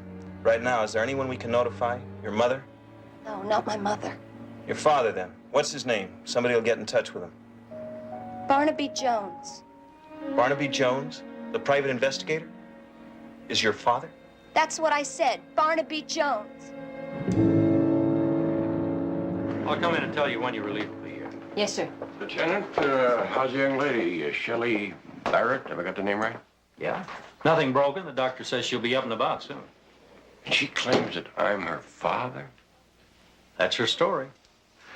Says she was hitchhiking here to see you when a young man in a van picked her up in Redondo Beach, ran a red light, cracked up, and then supposedly took off, leaving her literally holding the bag on a narcotics wrap. DMV come up with the name of the registered owner?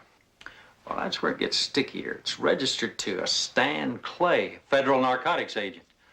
But he hadn't been heard from since he contacted his office early this morning about a possible bust.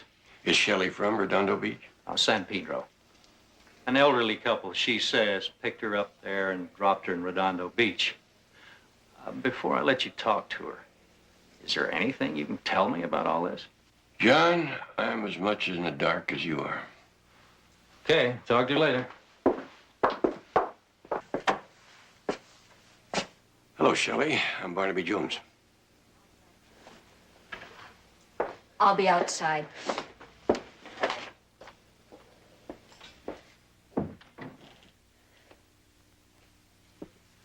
Shelley?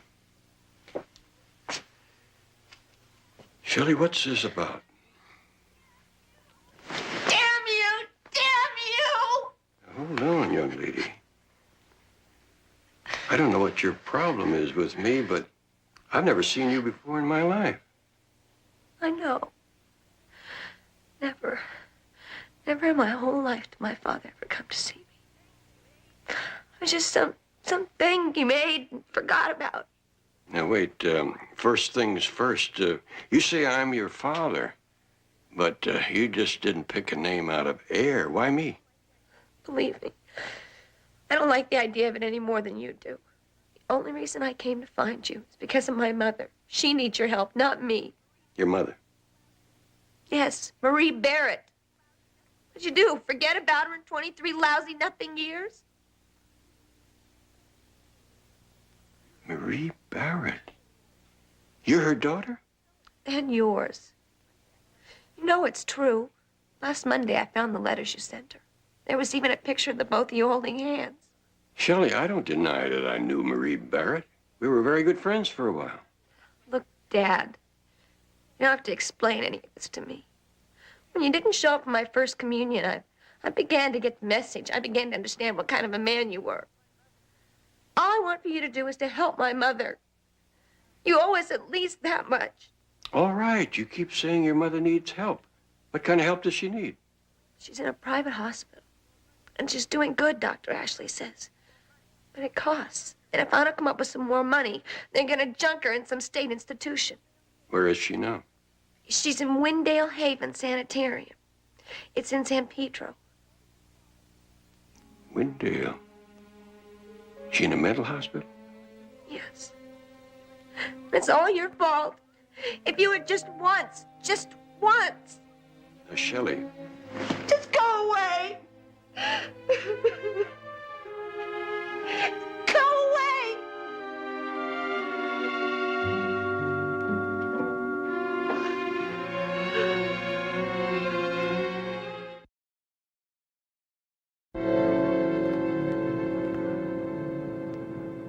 Yes. Yes, Doctor. Yes, I realize you have regular visiting hours, but as I told you, this is really terribly important. Well, I do appreciate it. Thank you so much. Bye-bye. Hi, Barnaby. So that was Dr. Ashley at the sanitarium. You can visit Marie Barrett anytime after 1 o'clock. Good. How you coming with a Conway report? Well, here it is, Barnaby. Except I'll tell you the truth, I don't really think the DA is going to act on Conway's accusation against his partner unless he makes it to a court reporter under oath. Well, take care of it, Jedediah. I'd like to have it with me when I meet with the district attorney on Monday. You bet. The way that I feel, you made it so. I'll always love you. What do you mean it couldn't be helped? That van was registered federal knock. It turns out to be missing. Now, what the hell have you been up to? It's like I'm telling you, Harry. When I opened the bag and showed him the stuff, he flashes a badge and pulls a gun. I made a grab for it and got lucky. Went off in his belly instead of mine. So you waste a knock. But then to steal his van. What could I do? I needed it to dump the body. Oh, that's beautiful. Hey, Harry, wait. He's under a pile of junk in a construction site outside of San Pedro. I'm clean. You're clean, huh? Right. So if I could just get my hands on another pound of coke, I could... Tony, what about that girl that you said was in a van? She knows what you look like. So what if she does? I don't have a record. I don't have any mug shots they can show her. And the way your luck's running, they'll have them soon enough. And if she ever ties you in with that van, I could just see you making a deal by pointing a finger at me. Harry, I'd never do that. Oh, yes, you would. So take my advice. Get out of town. Start a new life. Very far away. Hey, Harry, please, don't shut me off. I can fix it. As long as that girl can identify you, there's no way. Yes, there is. Believe me, I'll take care of it. Don't make me beg you, Harry. I've been one of your best dealers. Give me a break, huh? Tony, I've got to go south for a few days. And when I get back, either you or her better be out of the picture. Fair enough? Yeah. Good.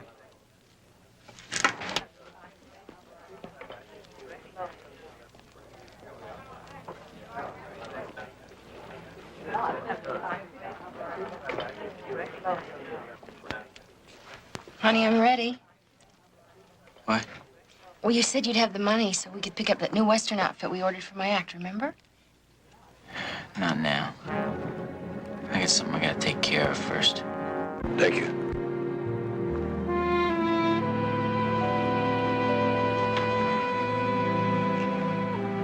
Hello, Marie. Hello? It's Barnaby. Barnaby. Oh, you always surprise me when I least expect you. Let me go freshen up. No, don't do that. You look just fine to me.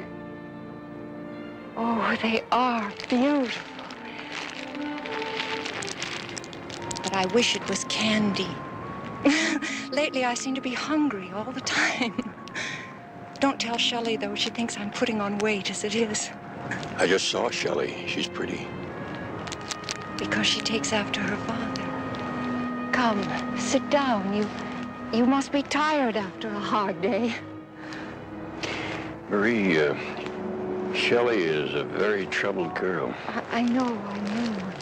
Barnaby, do you know what that daughter of ours has gone and done, do you? She's put the house up for sale. She's selling everything.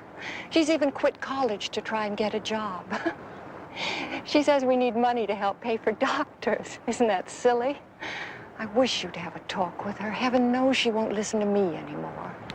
Marie, do you remember when we last saw each other? Of course, I think it was Wednesday. It's been 23 years. 23 years? You left Los Angeles, and for a time we exchanged letters, and then you stopped writing. Remember? I remember that you made Shelley a very sad little girl when you didn't come to her 9th birthday party.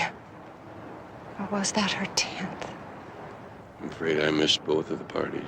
There's nothing to feel guilty about. Ever since Shelley was a little girl and first started asking why you were away so much, I've always explained to her that private investigators are always away working on cases. Ever since she was a little girl. You will talk to her about not selling the house. Yes, I'll talk with her. Oh, darling, I just don't know what Shelley and I would have done without you all these years. Marie, don't worry about anything. Everything's going to be all right.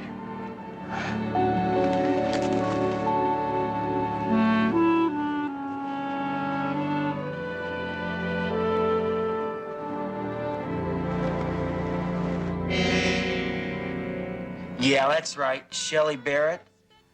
She's a cousin on my mother's side. I understand she was brought to your hospital, and we'd like to know how she's doing. She's doing fine, but she can't have visitors, at least not for another few days. I'd like to send her a little something. What's her room number? We're not allowed to give out that information. As I told you, this is a police matter. Yeah, right. Well, I guess it would be better if I checked with them first. Much obliged.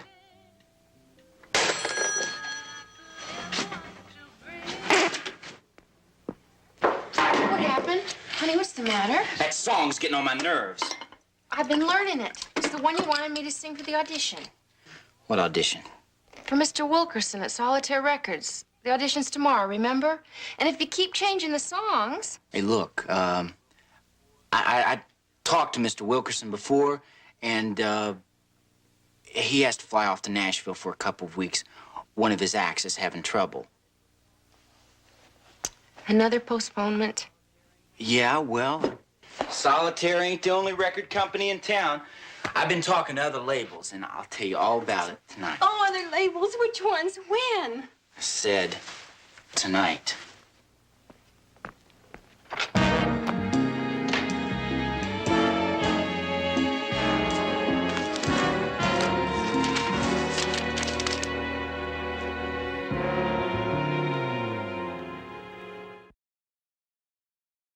Okay, get the autopsy report on my desk as soon as the coroner's finished.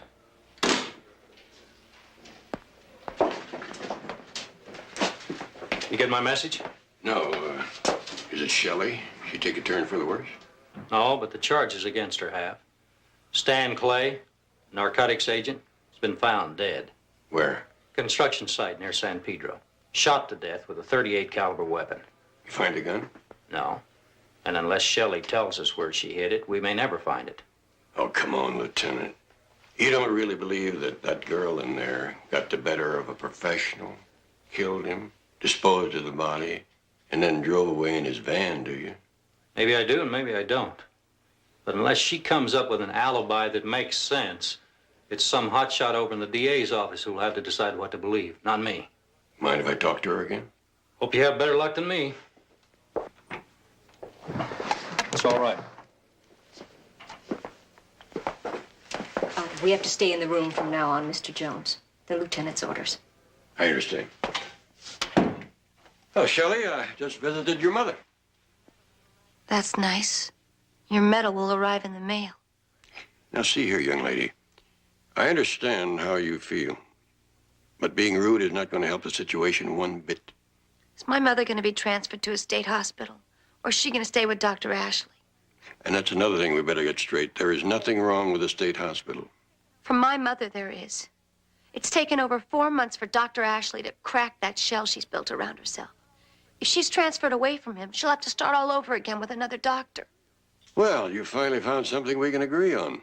That's why I arranged for her to stay at Wendale. You did? At least for a while. After that, we'll see. Okay. I guess I'm supposed to say thank you. Not necessarily, but the thought is appreciated. Now, let's see how I can help you. You're a little late for that, Daddy. You said you were picked up in San Pedro by an elderly couple. Why did they let you off in Redondo? Because they said they live nearby. But no one believes me. They all think I'm a murderer. If we find this couple, we'll be able to prove that they're all wrong. Swell. The guy's name was Bill, and I didn't catch her name. That's all I know. In your statement, you said that they were driving a panel station wagon, but you never mentioned the color. Blue, green, I don't know. And you said that they let you off on a corner where later you hitchhiked a ride with this Tony fella. It was my lucky day. Can you give me anything that would give me any idea which corner it is? Park bench, bus stop. Traffic lights, they all look the same. Something. Why do I keep remembering donkeys and bulls? I know. There was a guy in one of those corners who was selling those paper animals. Well, that's some place to start. Look,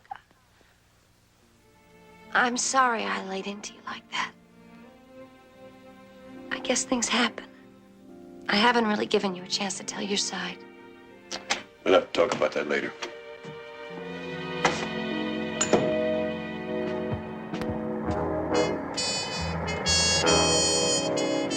Well, it's a beautiful morning, Barnaby, and driving up and down the Pacific Coast Highway is my second favorite way to spend it, but I don't see an animal in sight. Except maybe for that pretty redhead over there. We'll make one more pass. Barnaby, look at that. No wonder we couldn't find it. He's just opening up.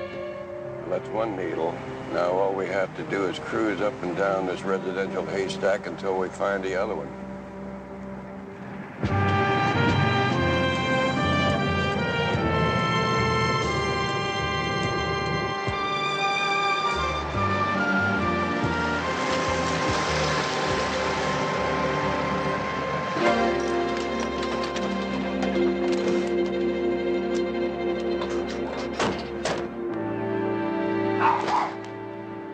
It is the only green panel station wagon we've seen so far.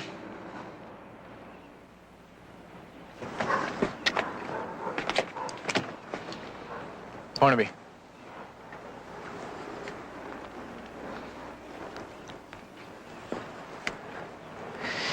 And didn't Shelley tell you the man's name was Bill? Jedediah, I have a feeling we're on a hot roll.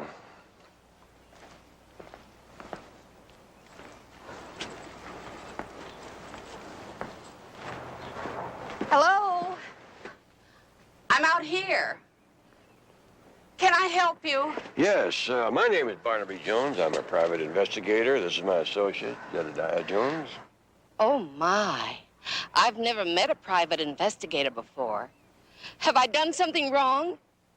No, ma'am, we're looking for information about a young hitchhiker that you and your husband may have picked up yesterday. Girl named Shelley, about 23. Oh, yes, yes. I know who you mean. You remember her? Well, of course. We picked up Shelley in San Pedro. She seemed like such a nice girl. She isn't in any trouble, is she?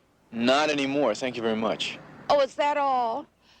Don't you want to grill my husband, too? I can wake him. Maybe next time.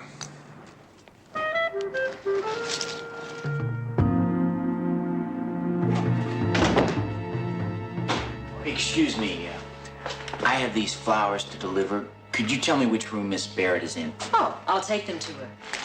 Could you see that she gets them right away? They need to be put in water, you know. Is there a card? No, she'll know who they're from. Oh.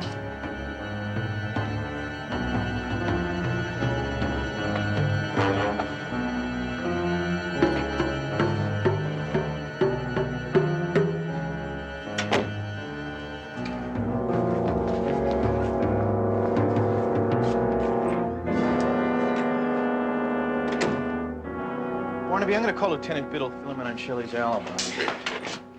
Oh, hello. Hi, can I use your phone? Sure. Follow me.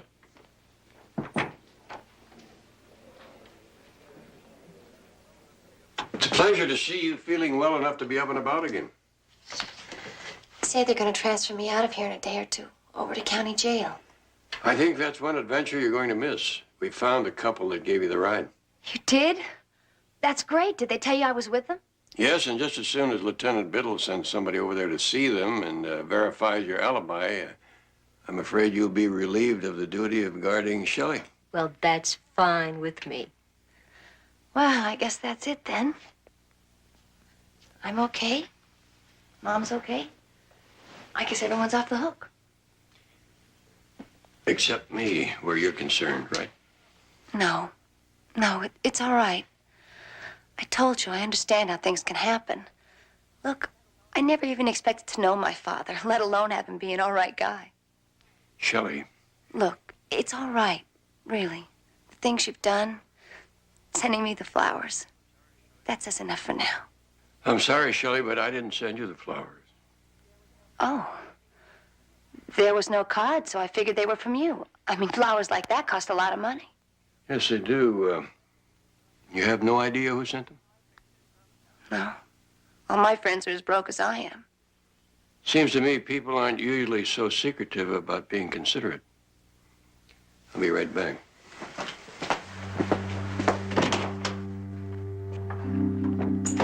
Okay, thank you, Lieutenant. We'll wait till we hear from you. Bye-bye. How long ago did those flowers from Miss Barrett arrive? Oh, just a minute or so before you got here, Mr. Jones. Who brought them? Excuse me. Delivery man, I think. Did he say what delivery service or who they were from? No. What is it? It's funny, but if that orderly had on sunglasses, he could be the same man.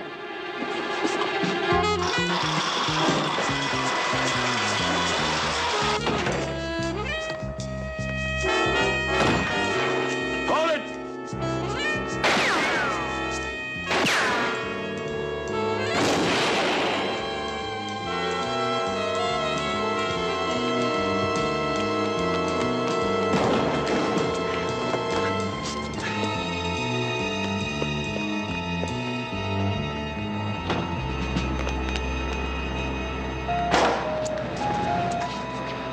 You hit him.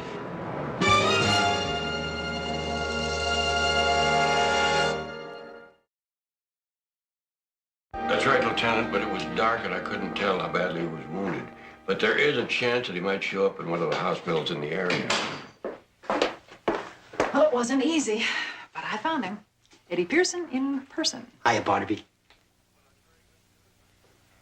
Well, that's very good news, Lieutenant. I'm sure that Shelley will be glad to hear it. Thank you. They dropped the charges against Shelley. A couple from Redondo backed her story. Good to see you, Eddie. Likewise, pal. What is all this hush-hush stuff? Betty wouldn't tell me to what I owe the pleasure. Eddie, what do you know about the narcotics agent who was murdered yesterday? Only what I read in the papers. You still wired into everything that happens in San Pedro? Not like I used to. I need some information. Who runs the cocaine trade down there now? Hey, Barnaby, come on. You know I stay away from the hard stuff. Anyway, those dealers are always being busted. Drug scene's always changing. I need a name, someplace to start. Anything at all that would tell me what the narcotics agent was into. Barnaby, you know I can't refuse you nothing. If you want it, you got it, if it can be got. Oh, forget it, pal. I owe you. You sure? Well, maybe 10 for expenses. See you, folks.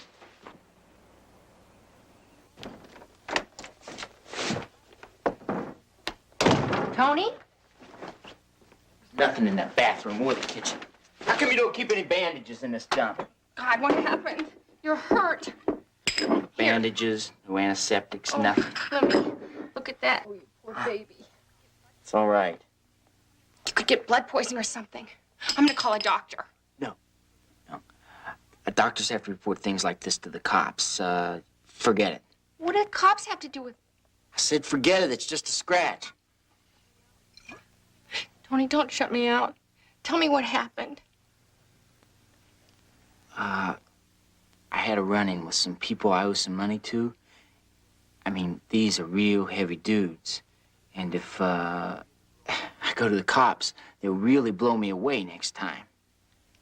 Tony, what are we gonna do? Come on, it's late. You should get to the club. What if these people come after you again? Oh, we'll figure that out later. Now, you be a good soldier, get on over to the club, and act like nothing's happening. But Tony... Now, do I look worried? So don't you worry. Go on. Go on. It's okay.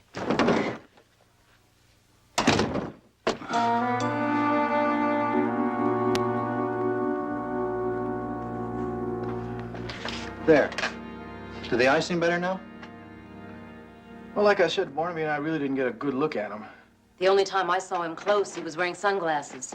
Barnaby, this is what the police artist has been able to come up with so far. Mm-hmm. This the man you hitched a ride with?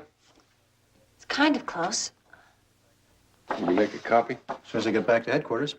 Oh, wait a minute, isn't there a photocopy machine in the building? There's one down the hall. I'll show you. Thank you. I'll be right with you. Well, how does it feel to be a free woman? Free? The guard's still here. She just went out to get a cup of coffee. Lieutenant Biddle is keeping her on as a precaution. That fella's still out there, you know. You need anything? Nothing except... Except what? Well, I don't know what to call you. I feel funny calling my own father Mr. Jones. Shelley, when your mother started telling you about me, did she ever mention that I had been married before we met? No, she didn't.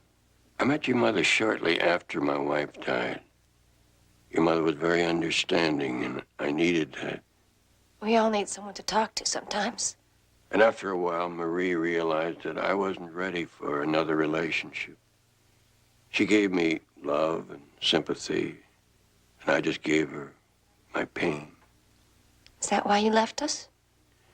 What I'm trying to say is that things were not that serious between your mother and me. But you must have loved her once. For a little while. I mean, I'm here, aren't I? Try to understand that we didn't know each other that well. And then your mother got the job up north, and she left Los Angeles for good. But you kept on writing to her. I read the letters. Yes, we corresponded for a time. And then one day she wrote that she had found someone. I think she said he was in the Merchant Marine. Oh, sailor? That's a beaut. Look, I told you it's all right. I can get along just fine without a father. Only just stop lying to me about it. Shelley, I like you. And when you like someone, you have to be honest with them. I'm not your father. I don't want to hear you lying to me anymore. I don't want to hear it. Just stop it. Just stop lying to me like that.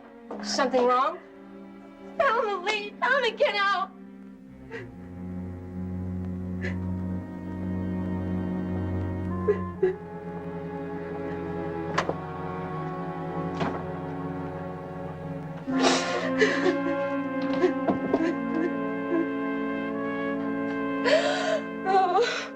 Just a minute, please. I'll see if I can get him. Oh, Mr. Jones. It's for you.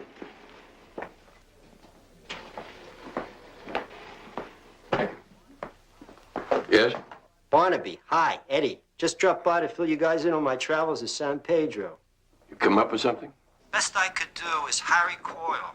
Right now, he seems to be Mr. Big in the South Bay area. Where do I find him? I'm supposed to hang out at a little joint down there called the Red Crow Bar. The way that I feel, you made it so. For I'll always love you, nothing can change the way that I feel. Howdy, fellas. What do you want to hear?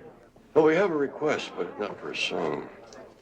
This man, look familiar to you?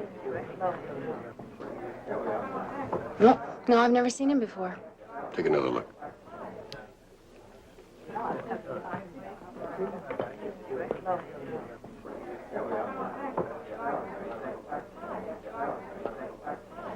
Can't help you.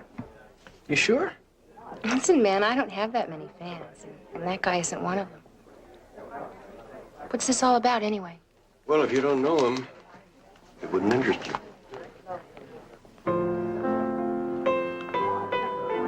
Well, she certainly sings better than she lies. Yes. Let's drop by Lieutenant Biddle's, see if the police have anything on her.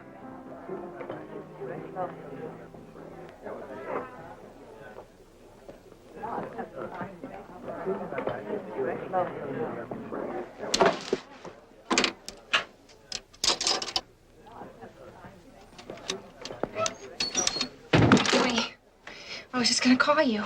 Those two, what'd they want? They wouldn't say except that they were looking for you. Did you tell them anything? No, of course not. Good girl. They're the ones, aren't they? The ones that shot you. Yeah, that's them. Only it wasn't about owing the money. It was about Shelley, whoever she is. What do you know about her? You wrote her name on your pad and also the number of a hospital. What does she have to do with all this? Well, she's a girl I went with before I latched onto you. She was in an accident yesterday and ended up in the hospital. I don't get the connection. Well, her family's big in the syndicate. They think it's my fault. Tony, we gotta pack up and get out of town right away. Well, there's somebody coming back from a trip tomorrow. If I can't get this thing straightened out by then, maybe we'll have to. Shelley, please be reasonable. I'm not under arrest anymore, am I? No, but that man tried to get at you once. Now, he might try again. I don't care what happens to him. You can tell anyone who wants to know. I just don't care.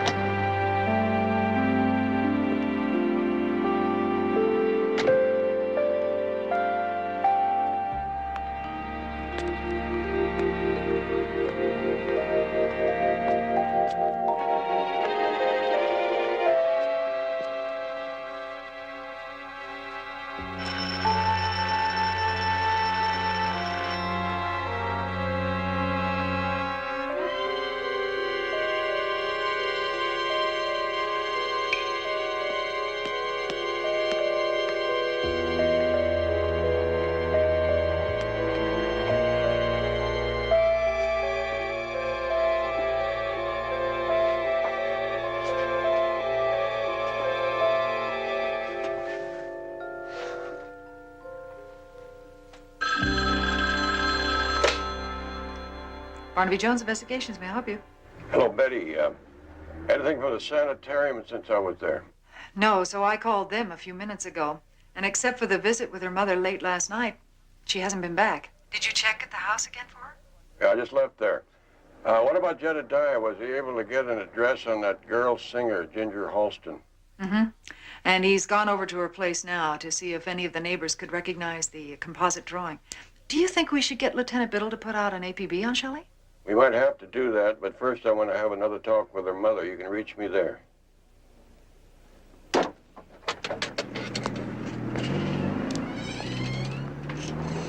You know the guy, Harry Coyle. He always sits in the back. Oh, he's there now? No, I don't want to talk to him. Where the hell have you been? Come on, let's get packed. We got to get out of here. Tony, I thought I could fix things up, but I couldn't. She was already gone. What are you talking about?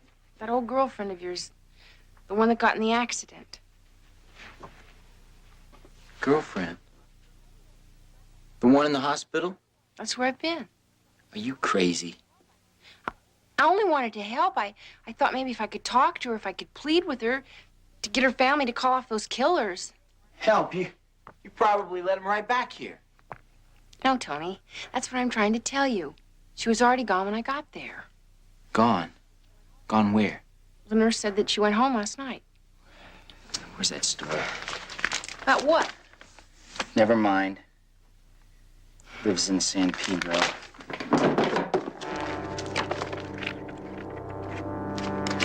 Bear. Tony!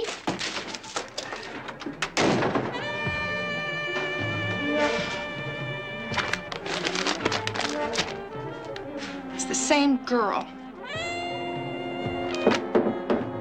Tony? Ginger, hi, listen. From what your landlord tells me, you lied to us last night about not knowing this fella. Thank you. Hello, Marie. Who are you? What are you doing in my house? Marie, it's Barnaby.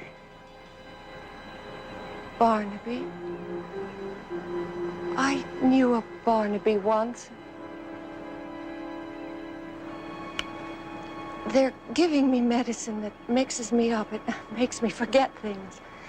Dr. Ashley says it's helping you to get well. Excuse me, my daughter has been away, but now she's come home and I have to clean house. That's who I want to talk to you about, Shelley. You know Shelley. Who are you? You look familiar. Try to understand. Shelley is in trouble. I've got to find her. Shelley's a good girl. She's never been in trouble, never. Marie, when Shelley visited you last night, did she say where she was going? Barnaby.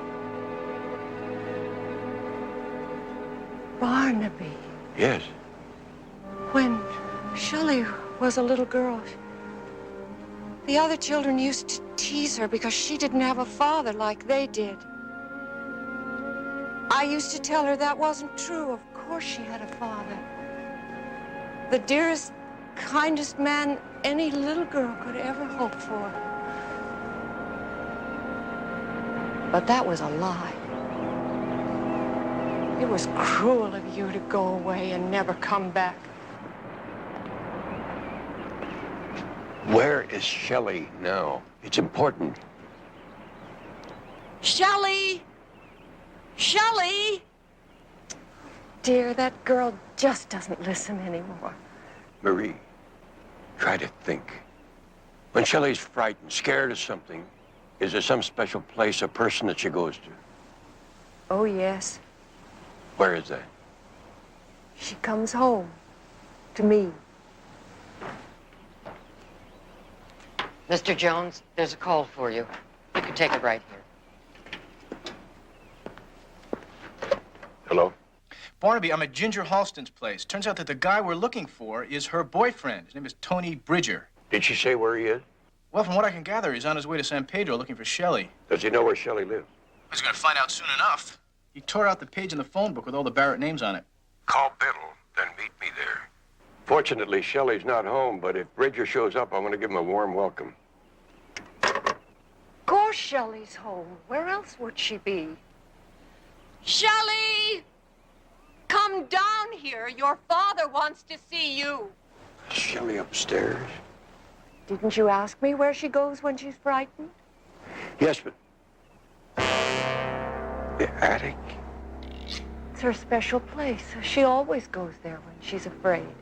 Excuse me, Marie, but I have to get there fast.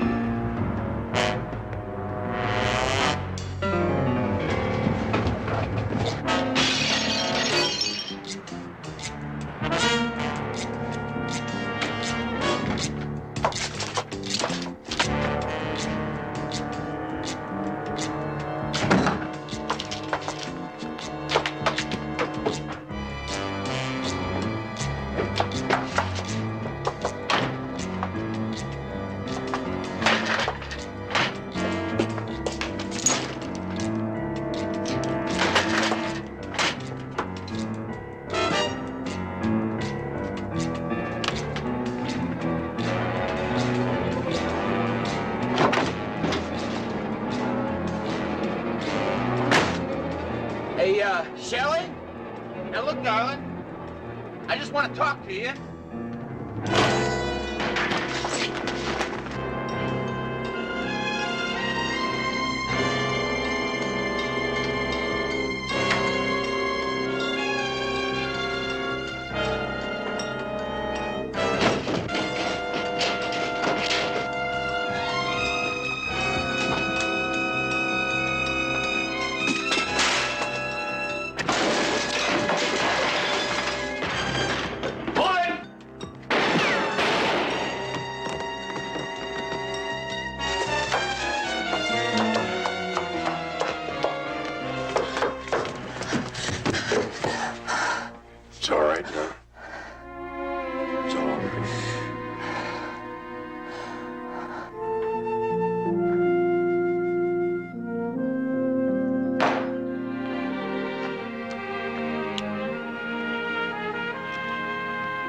to talk to Dr. Ashley? Yes, and Dr. Ashley says that your mother is responding so well to the new treatment that she can probably stay here until she's ready to go home. That's wonderful. And you are going back and finish your last year of college, is that right? Yes. My mother told me about my real father. The sailor. Funny. For a while there, I thought I had a father. Now I don't again. Maybe not, but I think you know that you have found a new friend. And Shelley, a friend, can be anything you want him to be. Thank you. Just thanks. I'll be in touch.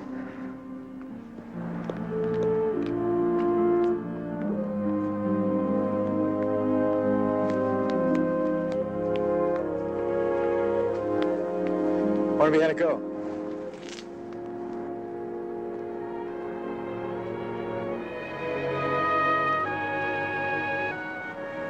I think everything's going to be just fine.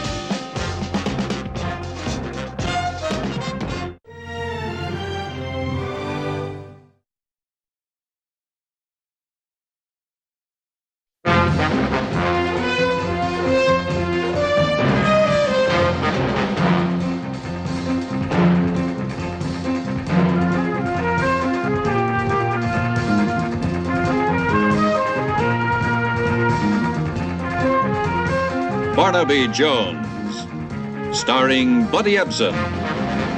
Also starring Lee Merriweather, with guest stars Janice Rule, Darlene Carr, Victoria Shaw, special guest star William Shatner. Tonight's episode, To Catch a Dead Man.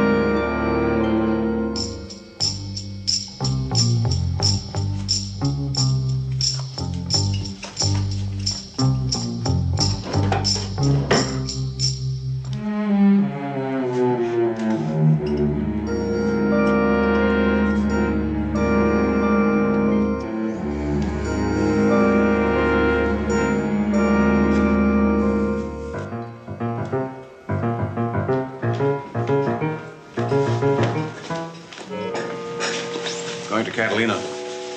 Now? Tonight? I told you yesterday that it was. I didn't know that you meant definitely. I thought of maybe having dinner at the club on Saturday. I'll be back Monday. I'll call you ship to shore. All right. Bye, darling. Have fun.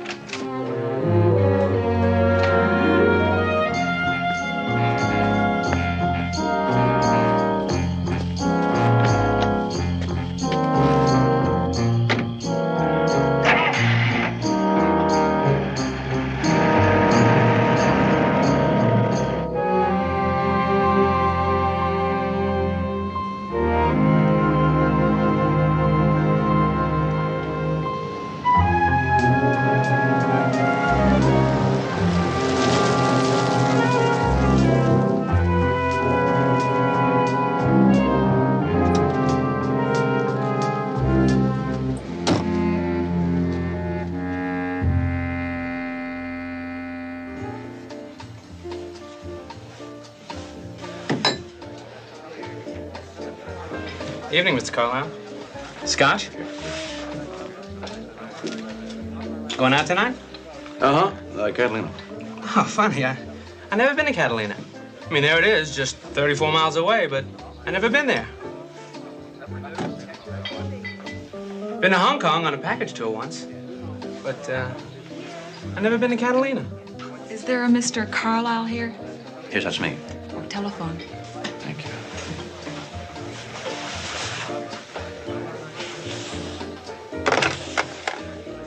Hello? Hello, Mr. Carlisle. Mike. You told me to call at 8 sharp. That's right. Meet me at the boat, will you, Mike? Yeah, sure. When? Right now. And don't tell anyone. Don't let anyone see you either. Okay. Hey, why all the spy stuff, Mr. Carlisle? I'll tell you when I see you. Bye. Bye.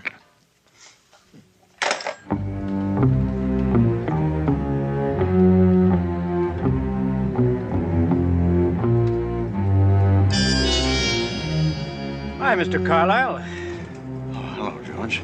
Working late? Always. A sailor's a beast of burden. A regular jackass. Except when he's sailing.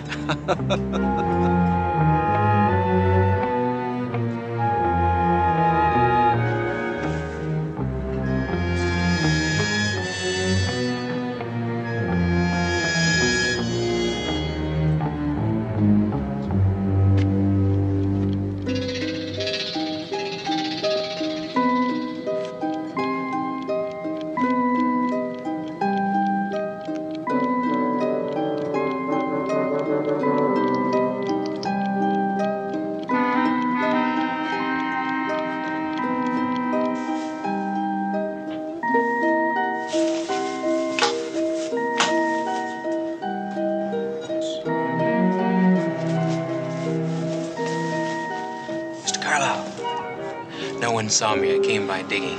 What's the deal? Deal is you take the boat to Catalina. I'll fly over tomorrow and meet you. I get it. Your wife's still... Yes, you get it. That's right. Some people on my tail. We'll come back together on the boat Monday. Have fun. You too.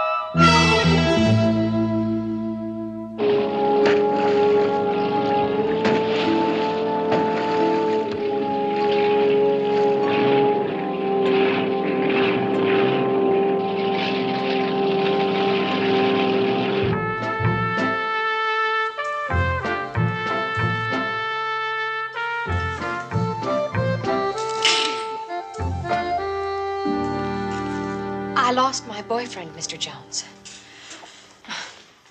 It sounds silly like that, doesn't it? Lost my boyfriend. I sound like some hysterical high school girl. No, not at all. A human being is a very important thing to lose. Did you go to the police? Well, no. I've debated all week what to do. Here's your milk, Barnaby. And it was 1 sugar and a little cream, Miss Barton. Thank you. Please call me Julie. Julie? Oh, and you forgot this on my desk. Oh, yes. This has been kind of upsetting. Mrs. Jones. Oh, that's my daughter-in-law. Dash secretary. It's Betty. He's certainly very attractive. Yes. And if he only had a little more sense. I mean, was more practical.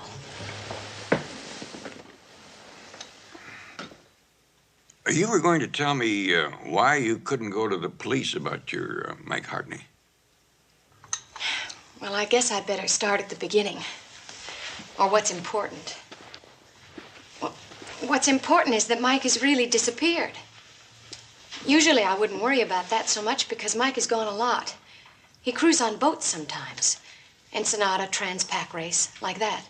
And he's out of the country more than he is in. But this is different.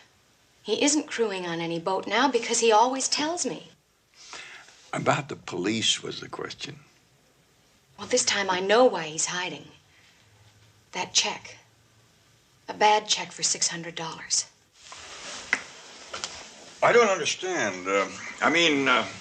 That's hardly a sterling characteristic, passing bad paper. No, of course it isn't. Even if he had a good reason. It's the only time he's done anything like that. And he thought sure he'd cover it. But when he couldn't, he just disappeared. Completely. But what he didn't know is that just out of the blue, my mom and dad sent me $500 for my birthday. And, well, I covered it just in time. That still doesn't clear him of passing it. No, it certainly doesn't. Excuse me.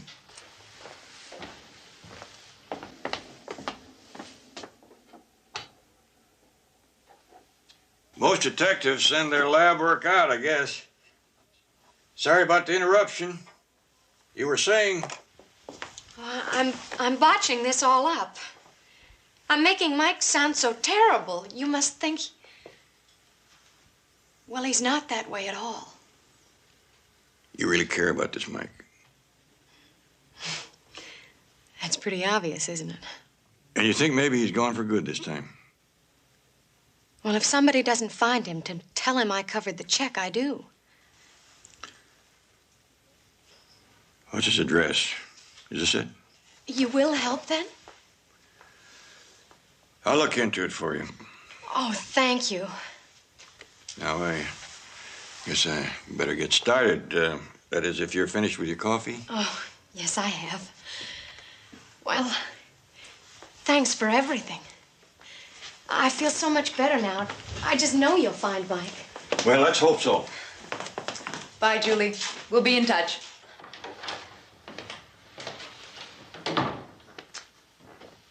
Since when do we take cases like this, huh? Where would you send her?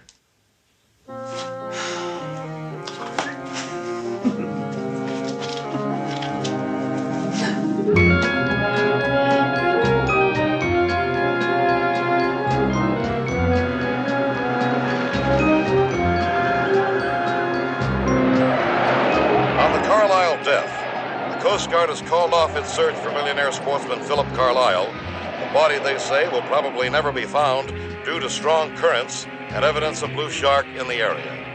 And now back to Hawk Time.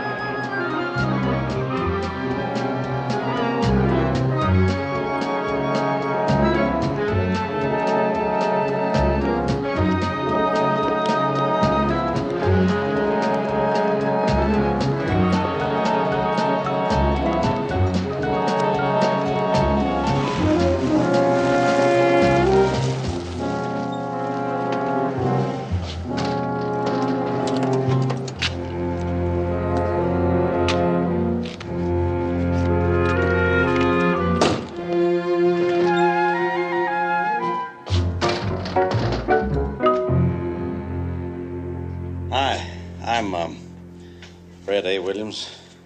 I think my checks might be ready. Oh, yes, Mr. Williams. Happy to meet you, sir. One moment, please. Mr. Williams, I'm Eugene Adams, manager of the bank. Oh, how do you do? It's always a pleasure to meet one of our friends who banks by mail. Arizona, isn't it? Yuma.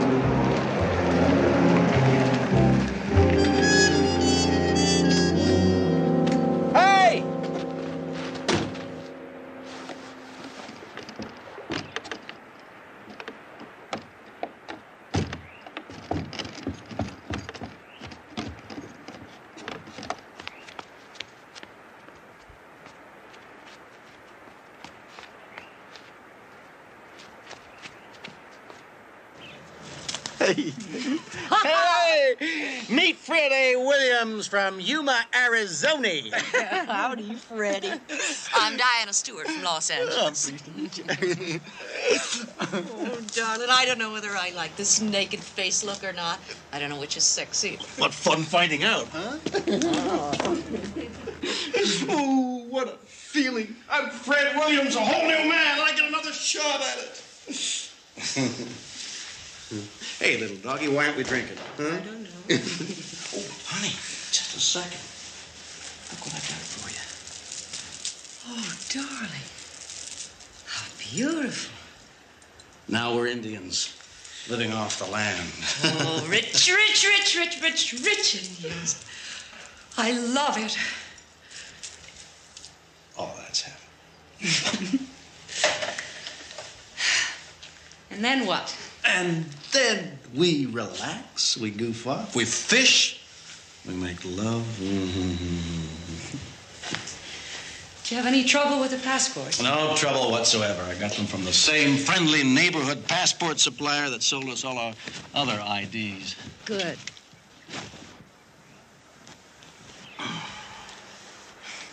How's old Dorsey? Oh, my darling, my wife of 20 years has done nothing in the past 10 except grow older and colder, which is why we're here, right? You know, the one thing I wish I'd be around to see is the look on her father's face next month when he tries to figure out what happened to the trustee account I handled for him.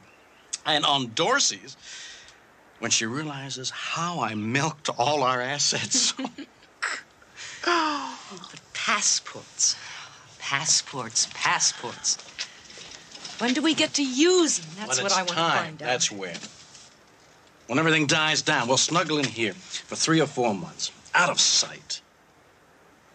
We'll get used to being Mr. and Mrs. Fred A. Williams. That's our breath. Man, I feel 10 years younger already. Hey! Hey! I get another shot at it!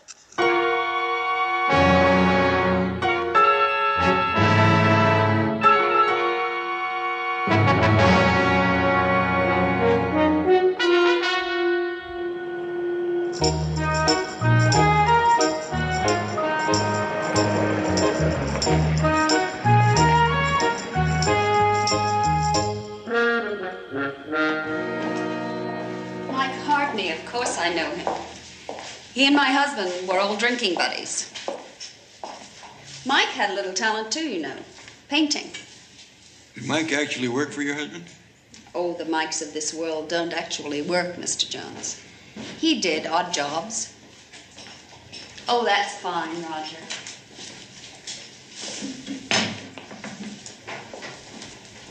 Phil always loved wine, fruit, cheese. I tried to have anything he wanted. Some dessert, Mr. Jones, some fruit or cheese. No, thank you, Miss Carlyle. I've had my dinner.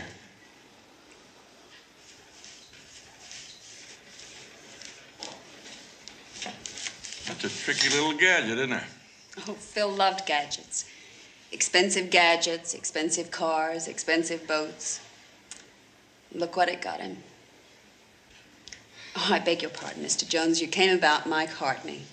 I'm sorry I couldn't see you earlier today. Oh, that's all right, Miss Carlyle. Seems that Mike's been missing for the last 9 days. Oh, he's always disappearing. On those sailing races, you mean? Yes, Acapulco, Mazatlan, the islands. And if he isn't doing that, then he's up on Cloud 9, wherever that is, with that sexy girlfriend of his. Miss Barton? No, he's not with Miss Barton. And he's not on any sailing race either, I checked. Who is Miss Barton? Julie Barton. Oh, I don't know any Julie. No, I was speaking of Diane. Diane Stewart is the love of Mike's life. Oh. Well, that's not exactly the way I understood it. Diane Stewart, you say, is that with an E-W or a U-A? Or would you know? E.W. Frankly, she's a knockout. I can understand how Mike feels. Do you happen to know where Miss Stewart lives? Chatham Apartments. I don't know if she's still there. I seem to remember something about a modeling assignment. The Bahamas or the West Indies. Oh, I don't know, Mr. Jones. Chatham Apartments?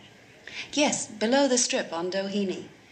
We dropped her off there a couple of times when the four of us were out together. We were quite a foursome once. Phil and me and Mike and Diane.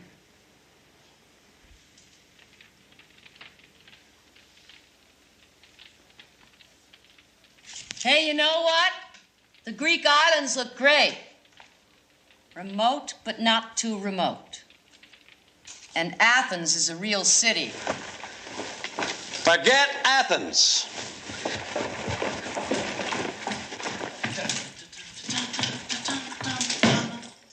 Mr. Abercrombie, we were just expecting Mr. Fitch. Look, I've always wanted a trout fish, especially with flies. I know who sold you that idea. It was my... Go on, say it. Say it. Say, will you, Diane, will you say it? Say Mike sold you on trout fishing. Look, we've got nothing to be afraid of. We're brand new. We're Mr. and Mrs. Fred Williams, and nobody knows any different. More like Mr. and Mrs. Fred Hermit, if you ask me. You don't get caught doing nothing. You get caught doing something. That's why we're going to do nothing. And I, for one, intend to make the best of it. Well, at least, could I send for Cotton? Oh, come on, what's the matter with my having my pussycat with me? I miss her more than I miss people. Forget Cotton. We buy ourselves that villa, we'll have a dozen cats. It's nobody like Cotton. You'll get her someday.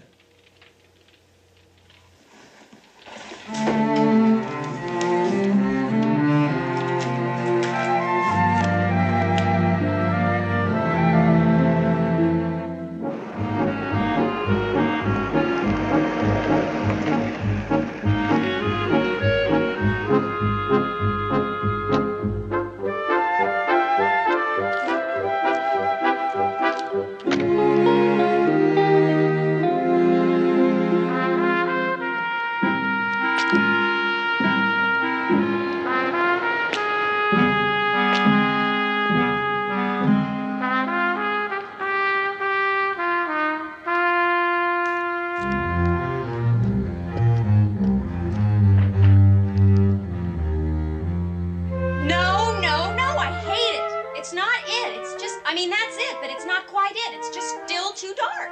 Now, I'm sorry, but I just cannot stand for it to be that way. Please don't argue with me, because I know what I want. That's not it. That's not the color I want. It's still too dark.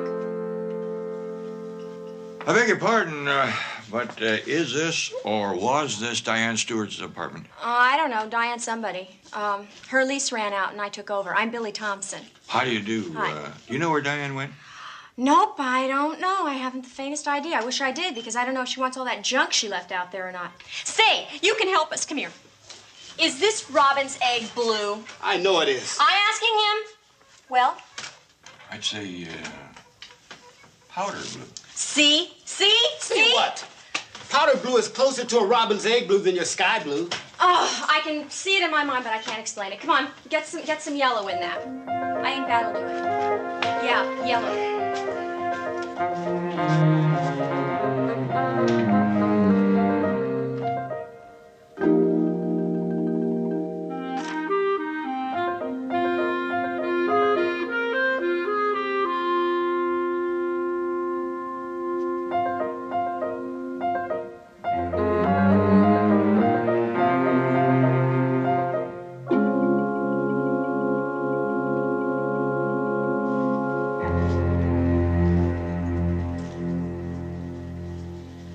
Oh, Miss Stewart, yes. She's been bringing her pets here for years. She recommends us very highly. In fact, her lovely Persian, Cotton. Does Cotton know you? Well, he's staying with us right now. You have a little animal friend, too? No. You see, it's very important that I talk to Miss Stewart. Looks like a job for her. I'm with Central Talent, Doctor. Would you have her new address? Oh, I'm sorry. No. Our client's addresses are as confidential as a pet's personal diet. Excuse me, just 1 minute. It's a new spaniel. He's a little homesick.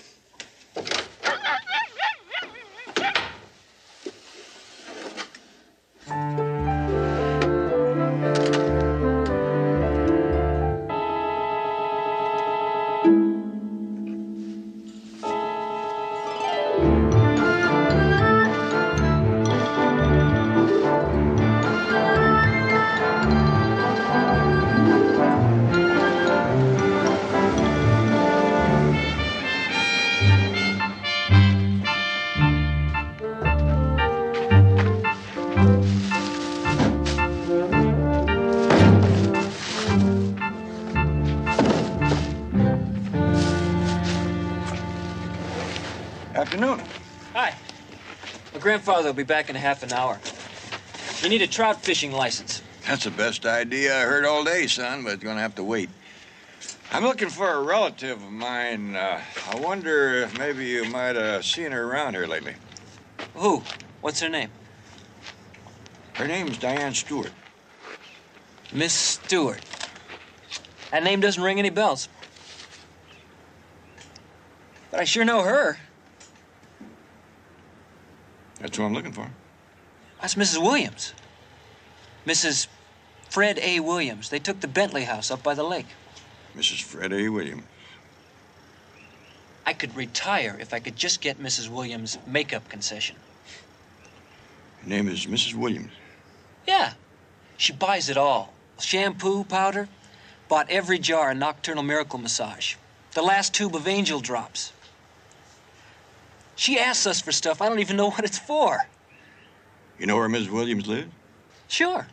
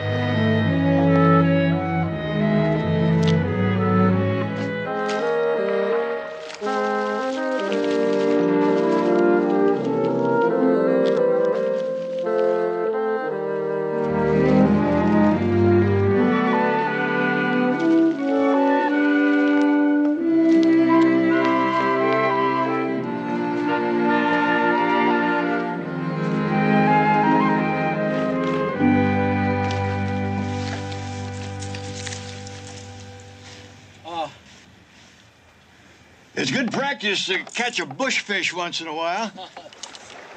Any luck? No, not yet. Well, you know, I think that you are clutching the rod too tight.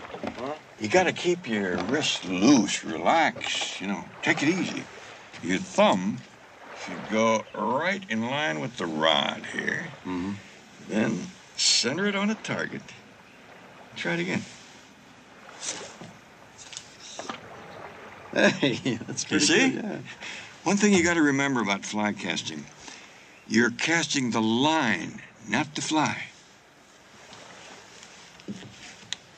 What can I do for you? What? I'm Fred Williams. That's my cabin up there. Can I help you? Oh, I didn't mean to trespass, Mr. Williams. I just saw you down here, and What a beautiful spot. Yes, it is, isn't it? You just looking around or what? Oh, I'm Barnaby Jones. I'm looking for a man named Hartney. Michael Hartney. Michael Hartney. Oh, no. Well, actually, I think maybe your wife may have heard of him. Do you suppose I could talk to her for a moment? Sure. She's up there somewhere. Dan! You ask her anything you want. Yes, darling? This is Barnaby Jones. He's looking for a friend of yours, Mr. Mike's something. Mike Hartney. How do you do, Mrs. Williams? Mike? Yes, from Los Angeles. He is a friend of yours, isn't he? Yeah, sort of. Why? What do you want him for? Well, he thinks that he's in a real bad bind about a check, but actually he isn't. When's the last time you saw him, Ms. Williams? Gee, I don't know. A long time ago. A couple months. And since then, you've been making preparations for the wedding and not seeing many people. That's very understandable. What a fine place for a honeymoon. How'd you know we just got married? Does it show? Well, Mike's friend described you as Miss Stewart, that's all. Or maybe I should have said Ms., or maybe I still should. No. We're old-fashioned about a couple of things, and one of them is Mr. and Mrs. You mean you drove up here all the way from L.A. to get my wife's help? Well, it was important, and I thought I might get in a little fishing. You know, business and pleasure. And here's a beautiful spot. Mr. Williams, relax. Oh, yeah. You know, all this expensive equipment you got here ought to make it easy for you. That's a split bamboo pole. Uh-huh. First one of those I've seen in a long time. And you got a nice assortment of flies there, too. Mind if I take a look? Oh, by all means. Hand tied. Yeah, they are. Here's an interesting one. Is that steelhead? Yeah, steelhead and trout. Did you tie this? Yes, I did, as a matter of fact. Funny looking eyes. How come? Well, you see what that is? Two beads joined together on a beaded chain, and that's painted. Oh, you son of a gun. Yeah, it's based on a Lady Godiva, only I added my own ideas. I painted that. I call it a Lady Diane. You know, this is very interesting. You learned how to tie flies before you learned how to cast flies. I'm an old-time fisherman, and I never ran across anybody who ever did that before.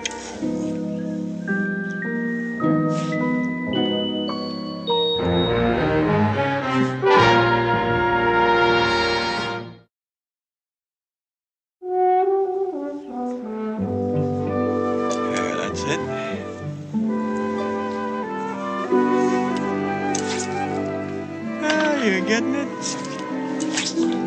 Right. Well, I guess I've done all I can about Mike up here. Sure do hate to waste this fresh air and unpolluted lake.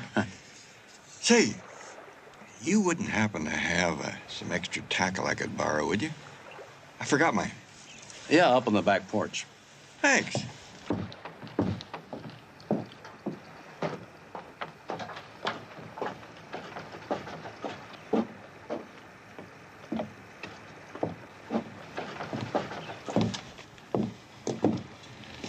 Phil, why did you let him hang around? Fred, can you keep that on your tongue, Fred?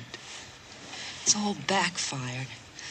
I didn't mind pretending I was Mike's girl so the three of us could go out together, and it was sweet the way he always left us alone discreetly. It was fun then, but now it's backfired. Take it easy.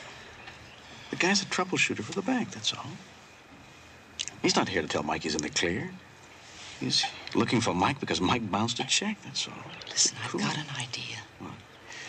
Let the old guy prove what an expert he is with all this stuff, and I'll go up to the house and make us drinks, and then I'll dial L.A., and by some weird coincidence, I'll find out where old Mike is, and we'll send the old guy on his way. Then we can relax again and goof off and whatever that third thing you said was that I kind of like.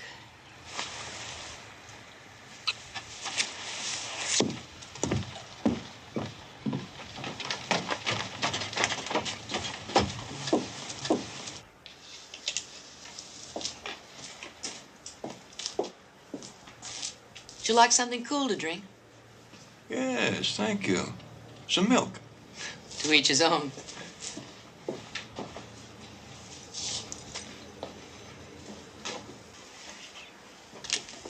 Find what you need?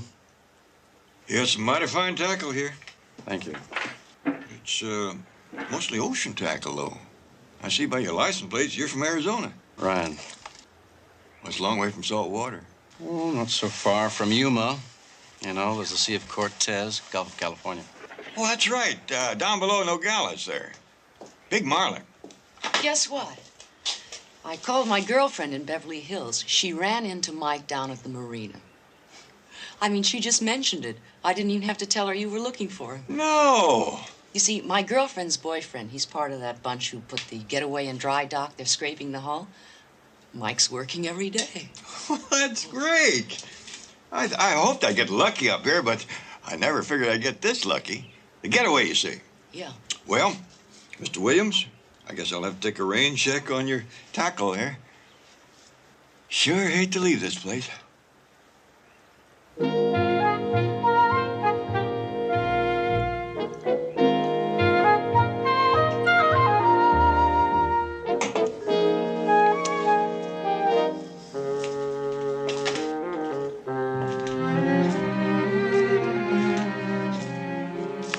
You can bet I'll get back up here as soon as I can.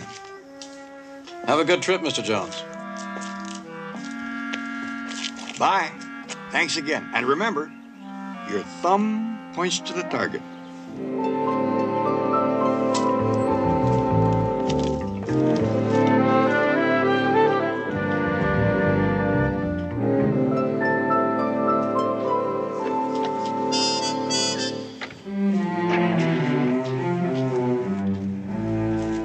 Like the vibes I'm getting from that guy, Phil. I don't care what you're getting. Don't call me Phil again, do you understand? You got rid of him? Relax. Yeah, what was that crack he made about taking a rain check on the tackle? He'll be back. Stop being paranoid. Relax. He was just being folksy. I never did like just plain folk. And incidentally, I don't like rustic cabins and murmuring pines. I've had it. What do you think you're doing? I'm packing. I'm all for using those passports right now. Phil, you're hurting me. Stop it.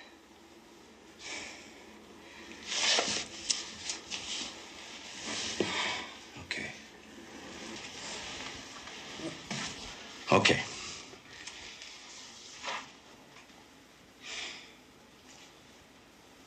We can check on him. You call the Bel Air house. The late Phil Carlisle's house. What are you talking about? And you use a southern accent or whatever. And you tell him that you're Mrs. Barnaby Jones and your husband gave you this number to reach him. And that way we can find out if he's been there.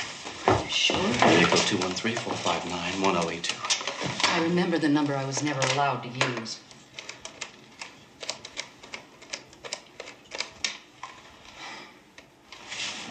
Carlisle residence? Hello, this is Mrs. Jones. My husband gave me this number for emergencies. Mrs. Barnaby Jones. I wondered if you happen to know his whereabouts. Mr. Jones isn't expected today, as far as I know. He was here yesterday. Would you like me to see if Mrs. Carlyle is available? He was there yesterday. Oh, no. No, thank you.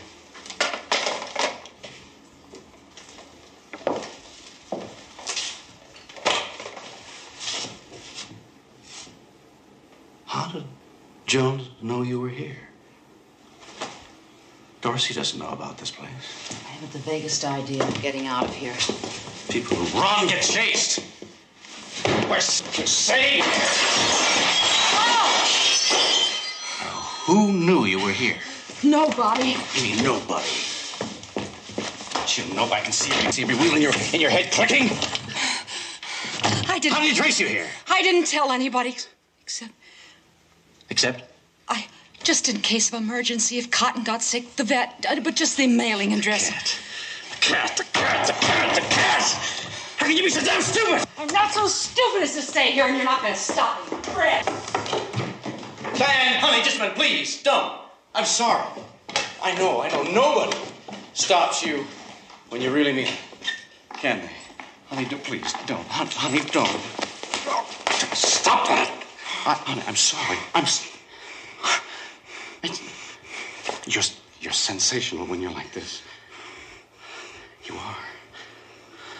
I guess it's good for me to be told where to get off now and then, huh? At least we settled that. Thank you. Come on.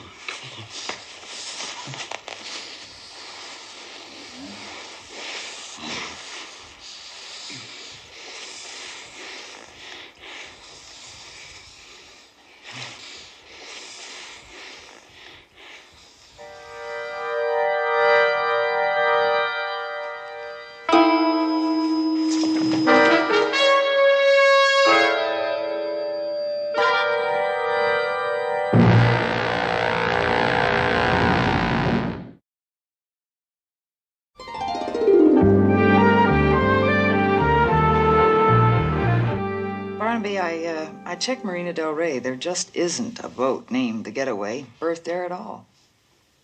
What next? Well, I thought I was going to be on my way back home, but now I think I'll hang around up here a little longer, ask a few more questions. Maybe she didn't get the name of the boat straight. Everything else under control? No problems. Hey, keep me posted, huh? Bye, honey.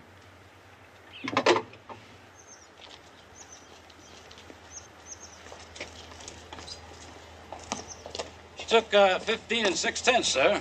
That'll be $6.33. She didn't need any oil. Credit card? No, cash. Oh. Say, my grandson, Ray, somebody that relative of yours, Mrs. Williams, is a actress? Has she ever done anything on the TV? Just commercials. She's a model. Oh. How much for that? $6.33. Pretty enough to be one, that's for sure. Most pretty ones like her don't pay so much attention to homemaking, but she sure does. How do you mean? Well, the particular way she wants her steaks cut, just so, and extra fancy fruit. She's a goer for that husband of hers, she sure is. Say, what about him anyway? Sticks to himself, don't he? Does he? Well, it's been, honeymoon's been 2 weeks or so. He ain't been down here, not even once. Not one soul has laid eyes on him. I'm kind of insulted. Most folks from L.A. or San Francisco think us Tomac natives are real quaint.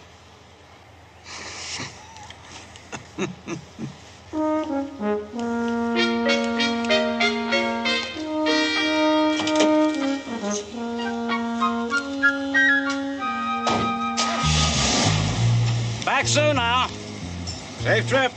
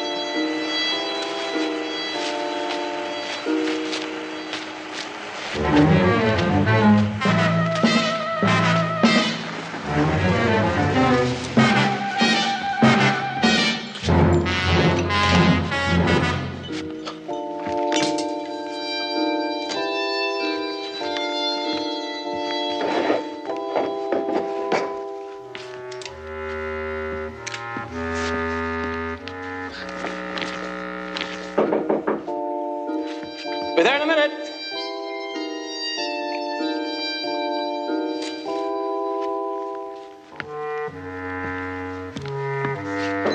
Coming. Now, you got to excuse me, Mr. Williams, for using your rain check a lot sooner than I figured. Well, that's all right, Mr. Jones. What's up? Well, I guess I just didn't get the information about Mike Hartney exactly right from your wife. So I wonder if it'd be too much of a bother to talk to her for a minute. Well, she's gone for a walk up on the hill, she said. Oh. Well, it gets cold enough for a coat this time of the evening. Well, Diane likes cashmere sweaters, cozy.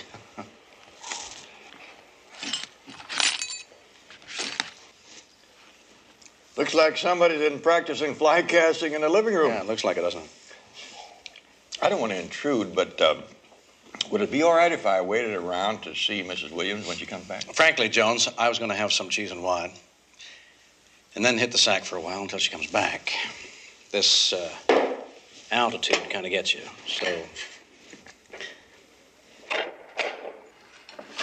So unless you want to take the time, have another glass of milk. Why don't you come back tomorrow?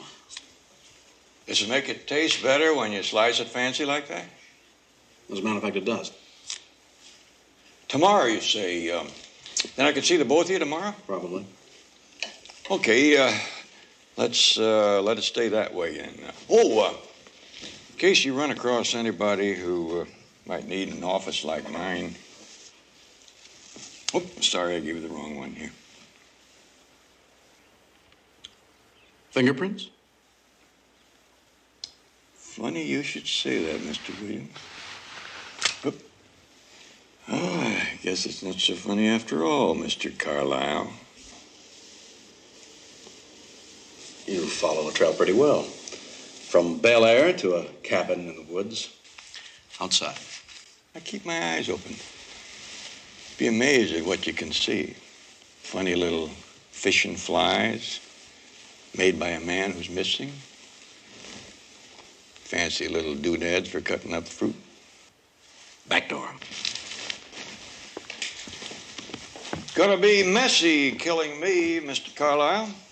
People are gonna look for me. The lake is deep. Killing Diane was simple. You did kill her, didn't you? Well, who's gonna worry about her? Her cat? But with me now, lots of people are gonna worry about me. Lots of different people, like the people down at the store. They saw me come up here again. They're gonna think it's awful funny. All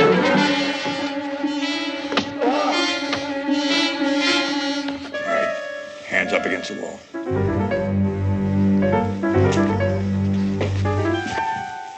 Don't move.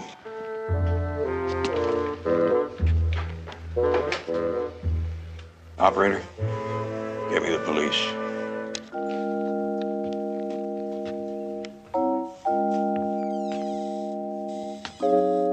Miss Williams! I got that new hairdo stuff you wanted.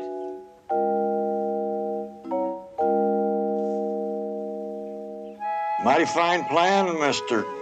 Carlyle. You just made one mistake. Picking Mike to kill. Mike wasn't as much of a loner as you figured. He did have someone who cared about him.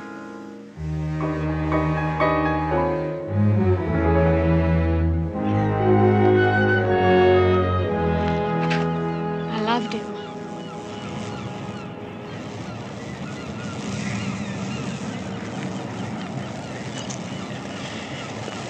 There'll be others for you to love, Julie.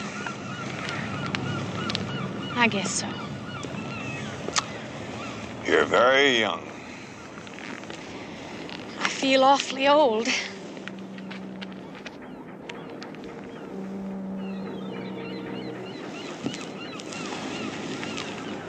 Ready to walk back? No, I think I'll stay out here for a while. Don't worry about me. I like to watch the boats coming back.